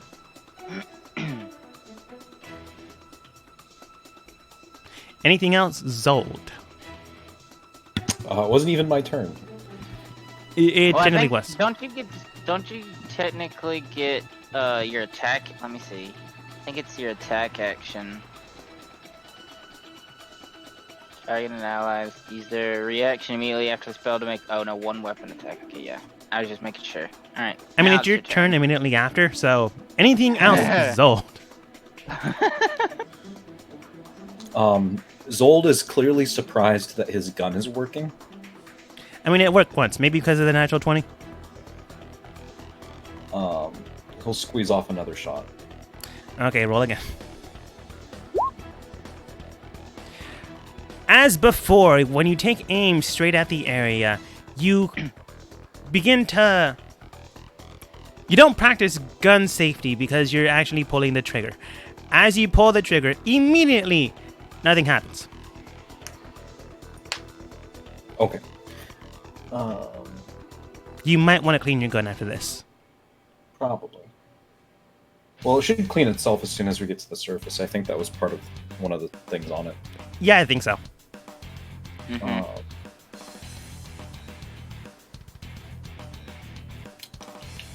Don't really have damage spells.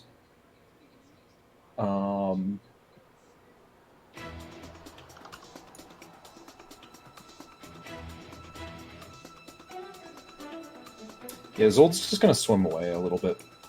Makes sense. Let those who have good magic ranged attacks. Well, could I have used my movement because I didn't use it and move away? Sure. Well, I will move. Yeah. And that'll be me. That'll be you. Ray. I'm gonna move over to Zen. Can I tell if this thing still has enchantments on it? You can tell it might have at least 2 other enchantments on it. I'm gonna try Dispel Magic again. I'm at 4th level. You cast Dispel Magic on a 4th level. Now, are you targeting the most strong thing or the just whatever you can get? I'll take whatever I can get. Okay. Ironically enough, this time they're actually one and the same. And a level 4 spell does negate it. So, immediately as soon... Go ahead. No, this is I can ask him later. Okay. Immediately as this system of gears begins to turn, another spell is immediately dispersed. Whatever it was, maybe it was to help refine the water, filtrate it in some way or another. It immediately dispels and the strange miasma begins to grow in the area. Ray, can you teleport? Not right now. Well, Not today? not at this moment, because I just used my action. Oh, I meant like, I know, but like, Yeah, I have. he's asking if you're able to still cast teleport portal thingy today. Yeah, I have Dimension Door still. And Not- spells for it. I meant like the, portal that can teleport us to my house from here. Teleportation circle. Uh-huh. Yeah, but it takes a minute to cast. Yeah, I was just wondering. And I don't have any spell slots high enough to use it anymore. Oh, okay, that's what I was asking. I was asking if you had spell slots for it. Alright, never mind. I was gonna say we just use that and teleport to my house so that no one sees us exiting the water near this thing. Yeah. Or we can just follow the waterway away a good bit, not surface since we can breathe. Yeah. Anything else, Ray? Gonna swim away from this thing a little bit further, It's fair.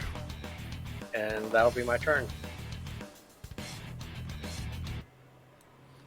Okay. Zen on her turn. Let's see. None of them are undead, so that won't work. She does have a weapon, but she's not going to get close to the Kelpie things. One of them almost ate another person.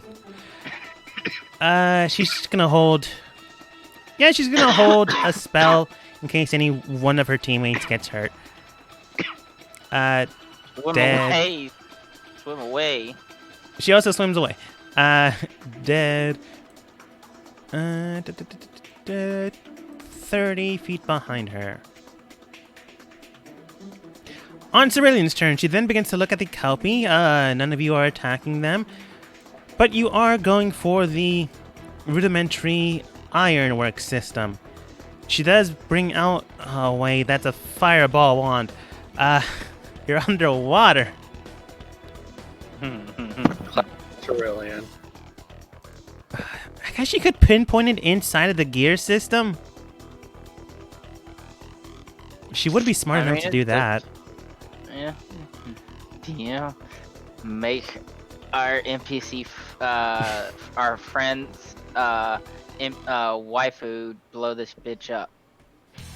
Well, she's gonna try. There's still a good amount of HP the thing has.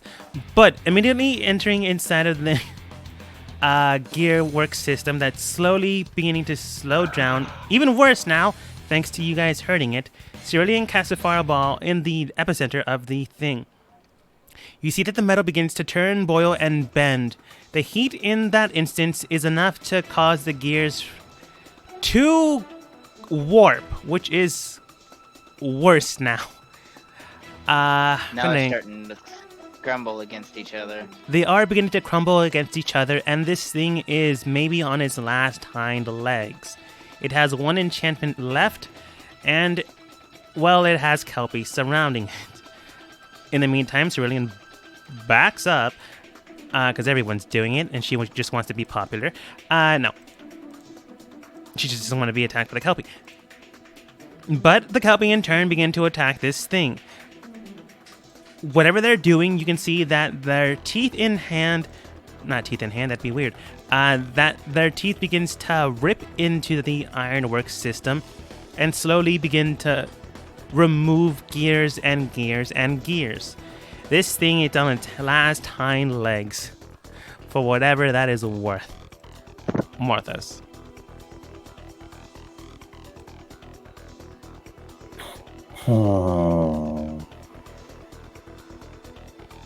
What's the range on this?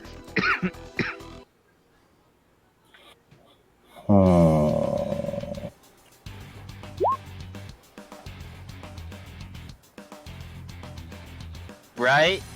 Right? It's a good thing we decided to kill those guys instead.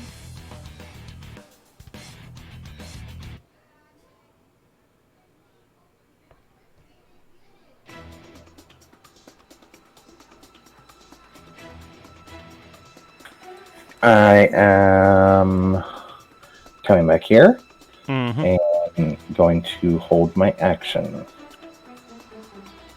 All right. Q. I'm going to move 5, 10, 15, 20, 25, 30, and then Eldritch Blast the thing again. All right. 2, 3. All three hit. And then I'm going to use let's see. Do I have to touch? I'm just posting this real quick. One action. A willing creature you touch. Okay, yeah. Sorry, I'm just trying to make sure. I'll just command Zold. Make a save. And then I'm gonna command you're just going to attack the thing again. Try. Whatever. No. Morthos. Since he can attack from range. What save is this? It is a wisdom saving throw. But then you can use your reaction immediately. I still command you to attack. I give you the opportunity to attack, even if you succeed.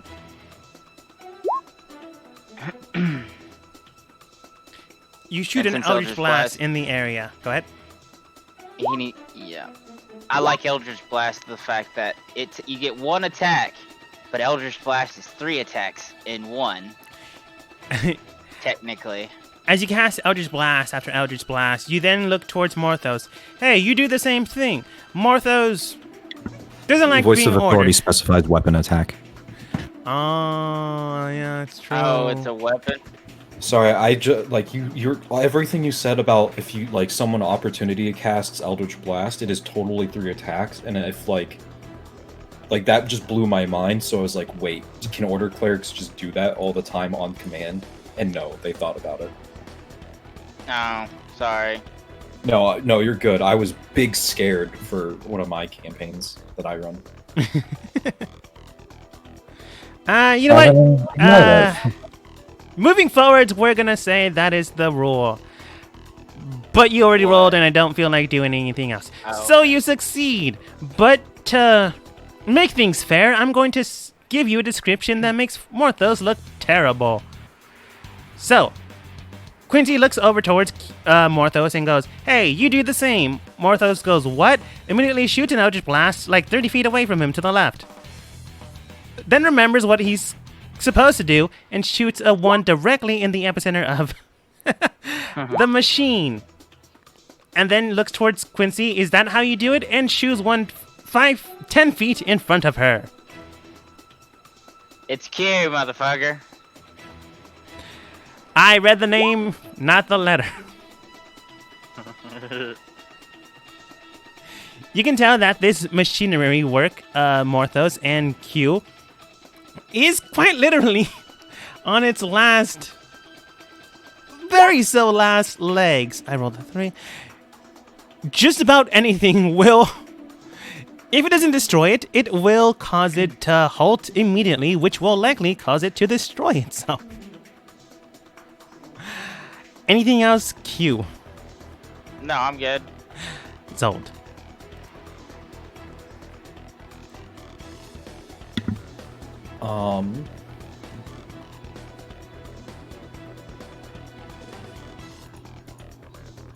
Again, I have a lot of ranged attacks, but they normally rely on guns.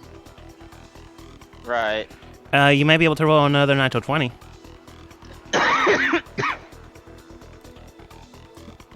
It is you. I know what I can do. I throw a grenade. Roll athletics, bud. You're still throwing something in the water.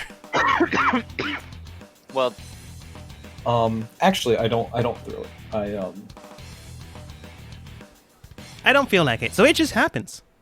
I get up 35 feet. You get up 35 feet.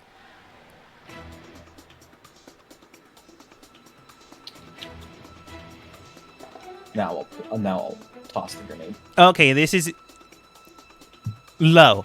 Not so low that it automatically passes, but low enough that you may or may not have a problem, depending on what you roll.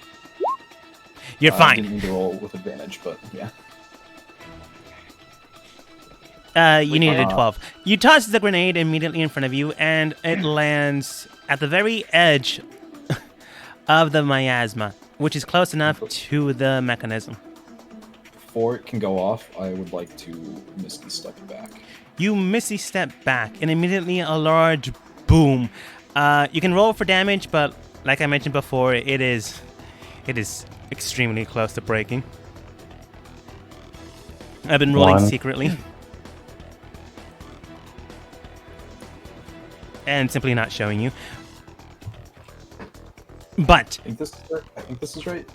46. yes. Oh, wow. Well, you only needed 6 to actually destroy the thing.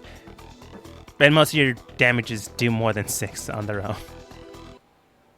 So, immediately... There was a world in which the grenade exploded and did 4 damage.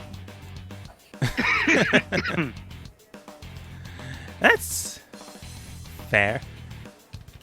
Kind of. I digress. Immediately, a large boom comes around the area. While the Kelpie are surprised, most of the team is not. The gyroscope system begins to bend and break immediately into itself.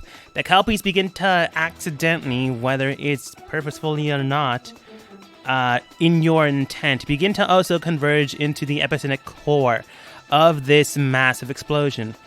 The cog wheels begin to bend and weave and turn into each other until the massive weapon, whatever it is, basically collapses upon itself. The bodies around of the Genasi guard, whoever they were, they did nothing. Sorry, maybe I'm a little salty. Also, join into that fray. Well, you should have looted them if you really wanted to. But oh. while it's in the GM layer. Can I get rid of it? Now I can.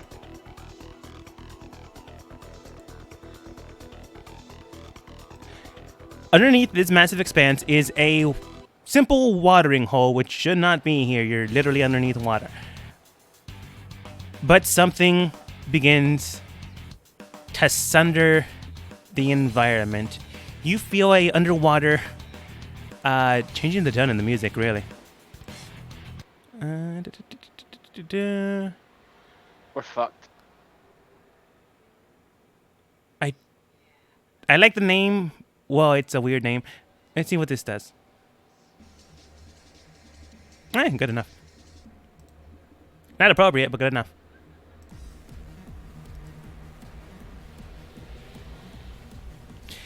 Immediately you see something that was trying to tear itself through. Something that was trying to help itself. Comes out of the waterway. Oops, they're actually a large creature. I don't know why they're in a rave.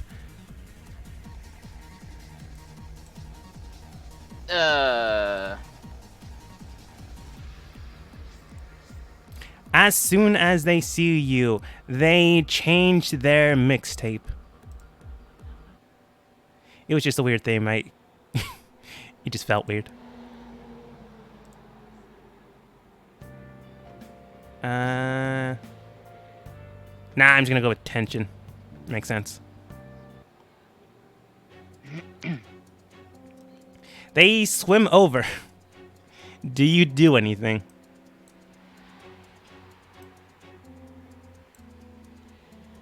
Currently, you're not in combat, by the way. They look hostile. They don't look friendly. But hostile is Yeah, relative, but they aren't like drawing weapons. You don't see any weapons on them. Casting a magic spell with a wand, you don't see a wand on them.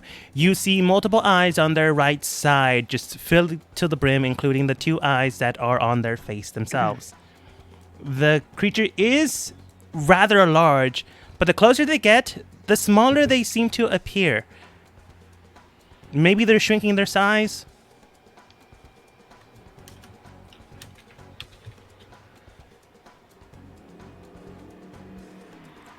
I'm gonna move over behind Zen and just be ready to get us out of there.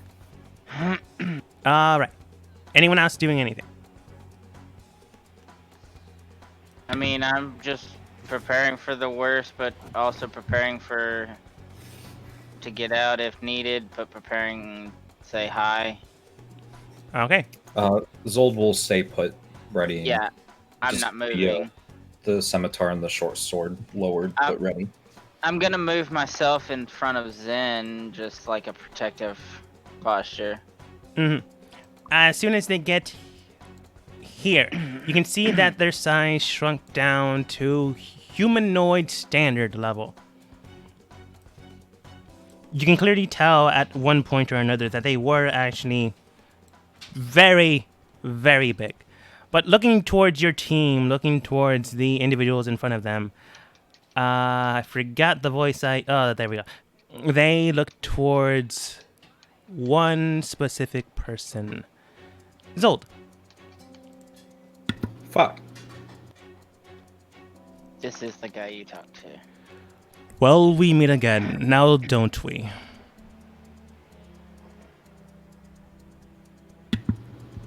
Does everyone hear that, or is that just me? Everyone hears that. He is speaking through the water. As he casts his voice through it, the area that you're at and like 10 feet further on just booms the water away, and you're now just standing in a very large bubble. You're not sure if he casts a magic spell or if his voice is that strong. Probably casts a magic spell.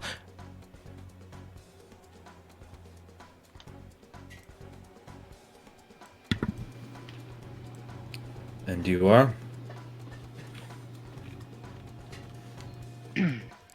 I am a harbinger. I am here to make way for the one that comes after. I did already give you the warning, did I not? And it seems to me that you did not even listen.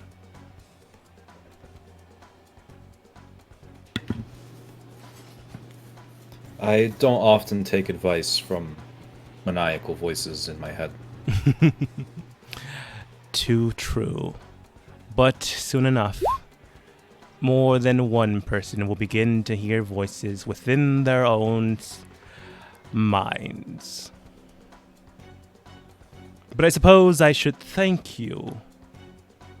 He then brings out what appears to be a massive chest of brim iron stone and just plops it in front of him. This is a little... You still have the voice changer on. That is fair. Thank you for that. Yeah, he just places the chest in front of him. Filled with iron... Not filled. Made out of cast iron and stone. Pitch black in hue and color. This is a little token of my appreciation for allowing me to fully breach your world. Funny. If you had actually heeded my warning, I would have still been trapped behind the cage for who knows how long. But I'm sure you had your reasons. I'm sure, he says with a maniacal grin.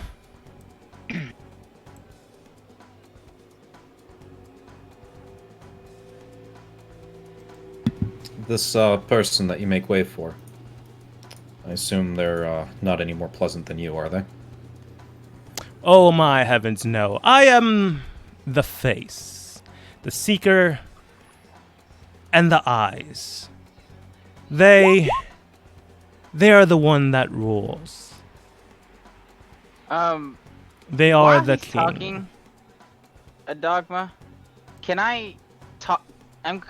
Can I use divine intervention and talk through my head to my god without speaking? Does divine intervention require vocal components? I don't think so. Then probably. You can call on to your duty being half needs. Employ your duties. Aid requires you use your action. Describe the assistance you seek and roll a percentile die. If you roll a number equal to or lower your cleric level, your divinity intervenes. Yeah, I go for it. mean, alright. I'm going to ask them to yeet this guy back to his own dimension. Basically, take him and return him to from whence he came. Nope. Unless your level is 96, doesn't work. I kind of look over at Morthos and do the symbol of what he did to the thing towards that was trying to kill me. Okay. And hopefully he gets the hint of banishment. You state that to Morthos while you get this error message in your mind. Clearly, you could not connect to your god.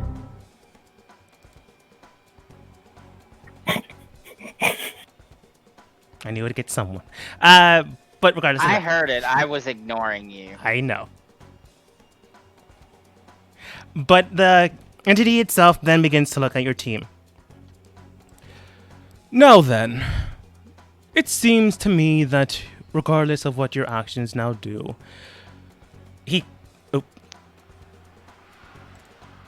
gotta get used to that. He cracks his neck, and then simply states, well, I need to go and find Banishment.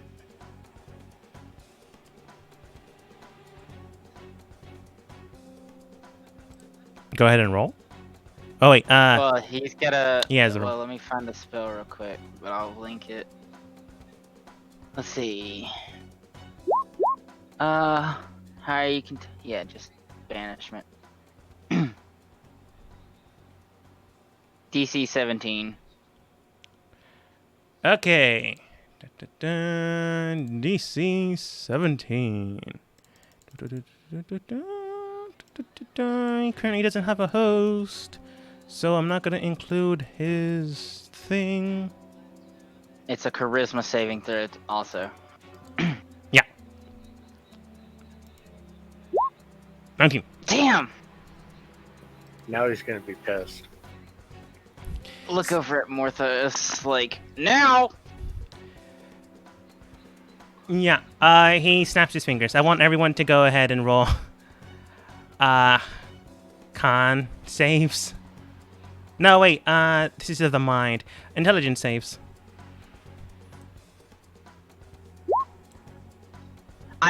Damn it.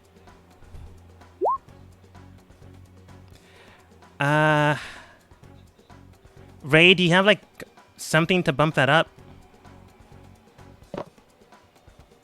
I don't think so. Everyone but Zold passes. You mean fails. Passes. Passes. Fails. Thank you. You're not helping your team. Yeah, you actually wanted to roll low here. Right, I rolled the lowest you could get.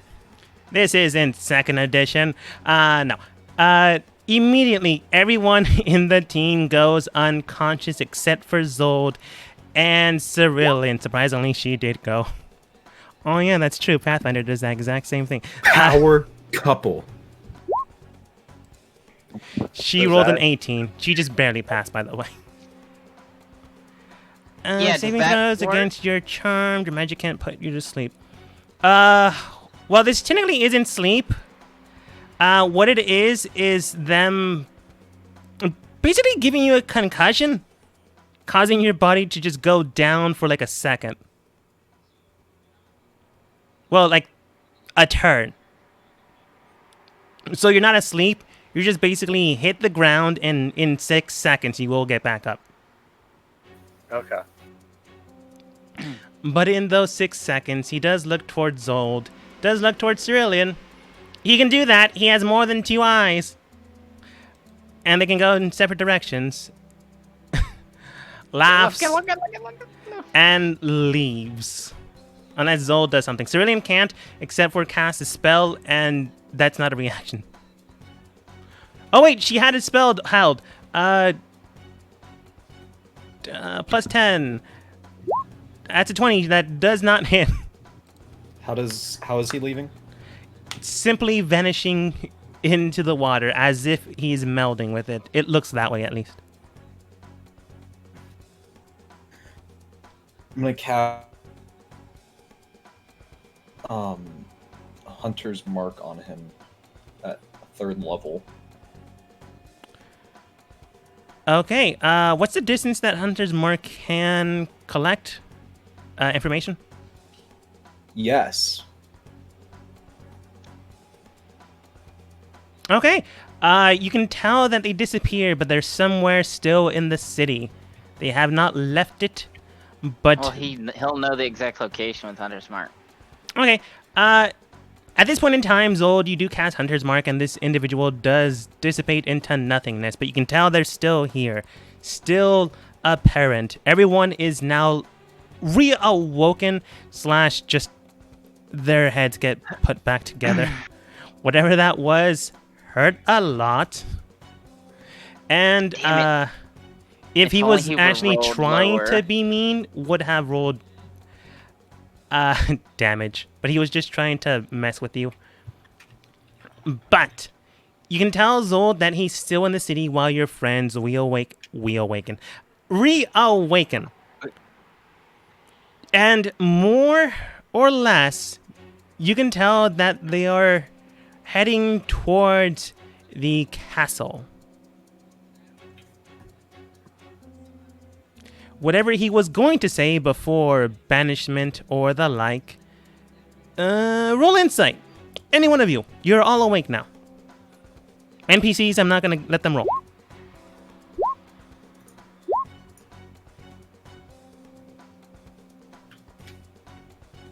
Well, I tried with my deity.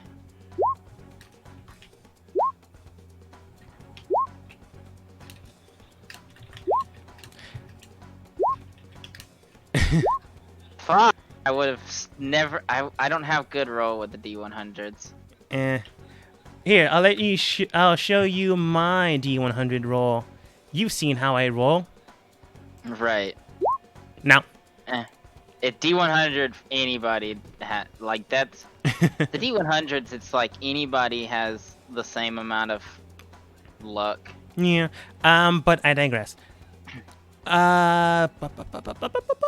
Q and Ray, both of you remember the last words he stated before all that happened. Now I have to go and find a hoe, and then you try to do that. You're not Host. exactly sure if Host. that's the thing he was gonna Host. do. He's going to find a fucking host. Or a brothel. Yeah, he's going Gonna- for the hoe. So he's going No, shut up, Ray. He's going for a host. We've got to stop him. We've got to stop him now.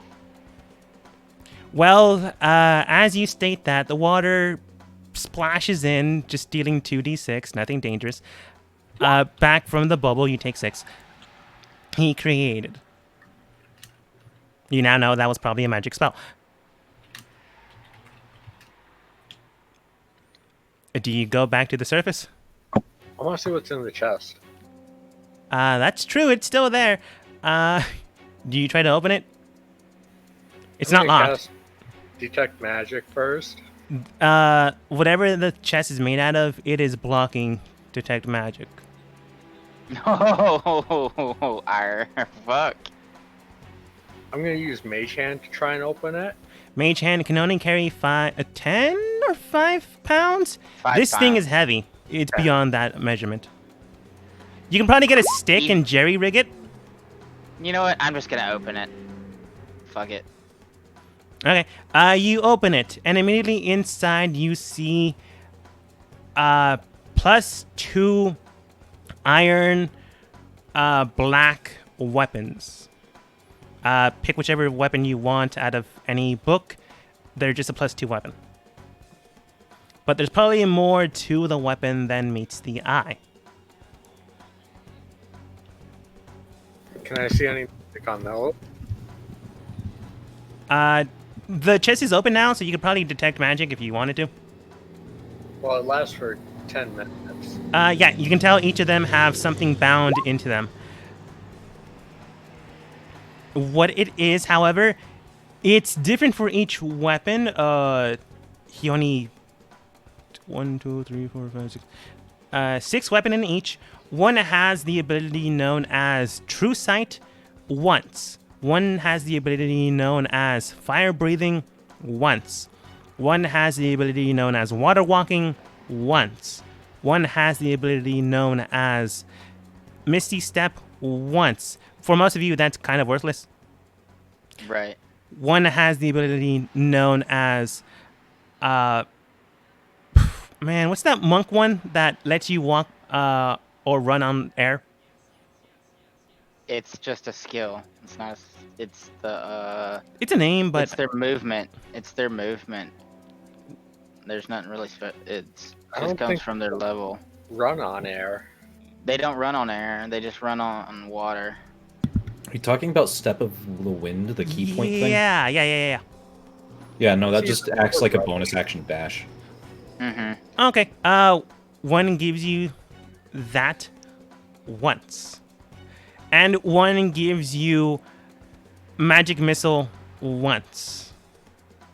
The weapons themselves, however, have something bound to each of them. Whatever it is, however, might be a curse, as you're unable to read it. You can tell there's more. Maybe it can evolve, or maybe it's cursed to shit. This was in that black thing that the demon left. Yes. Mm-hmm.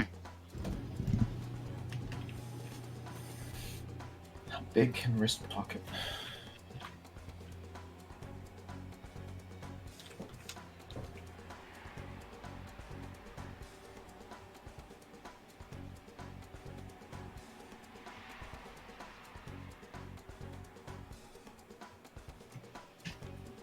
Do we want to risk these things? I mean, put them in the bag of holding, and we'll. Deal Mage with them hand later. Ray would Yeah, know. build them later. Only if you attune to the thing, you wouldn't be cursed. You can grab onto it. Yeah. Yeah. So Stash it in the bag just of put them holding. in the bag of holdings. You shove them in the bag. There's still the chest. Do you take the chest with you? It's too big to fit in the bag. It's also super heavy. Yeah, if the lid is more than pounds. The whole thing probably weighs like 100 at least. To be specific, 87 pounds.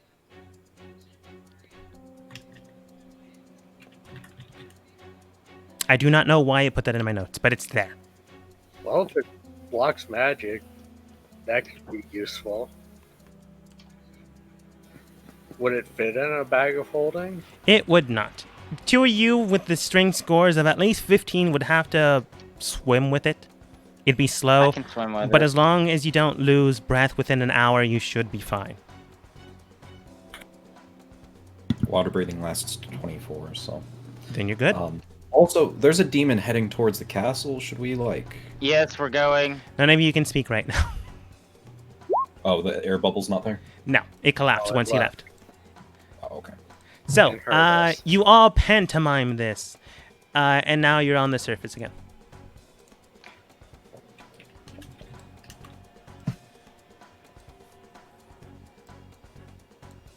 Shara looks towards the team.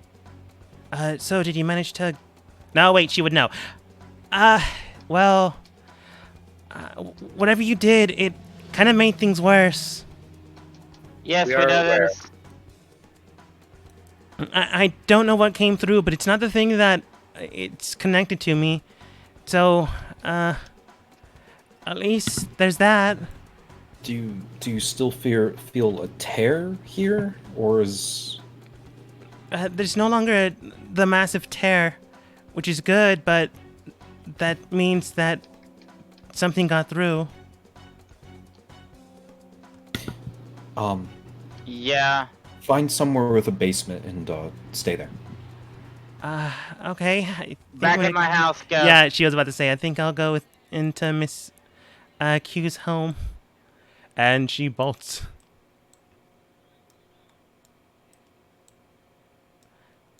We seriously got to go, like, now. You do know that the ball's in like 3 hours. You'll be fashionably No. early. We're gonna be fashionably early.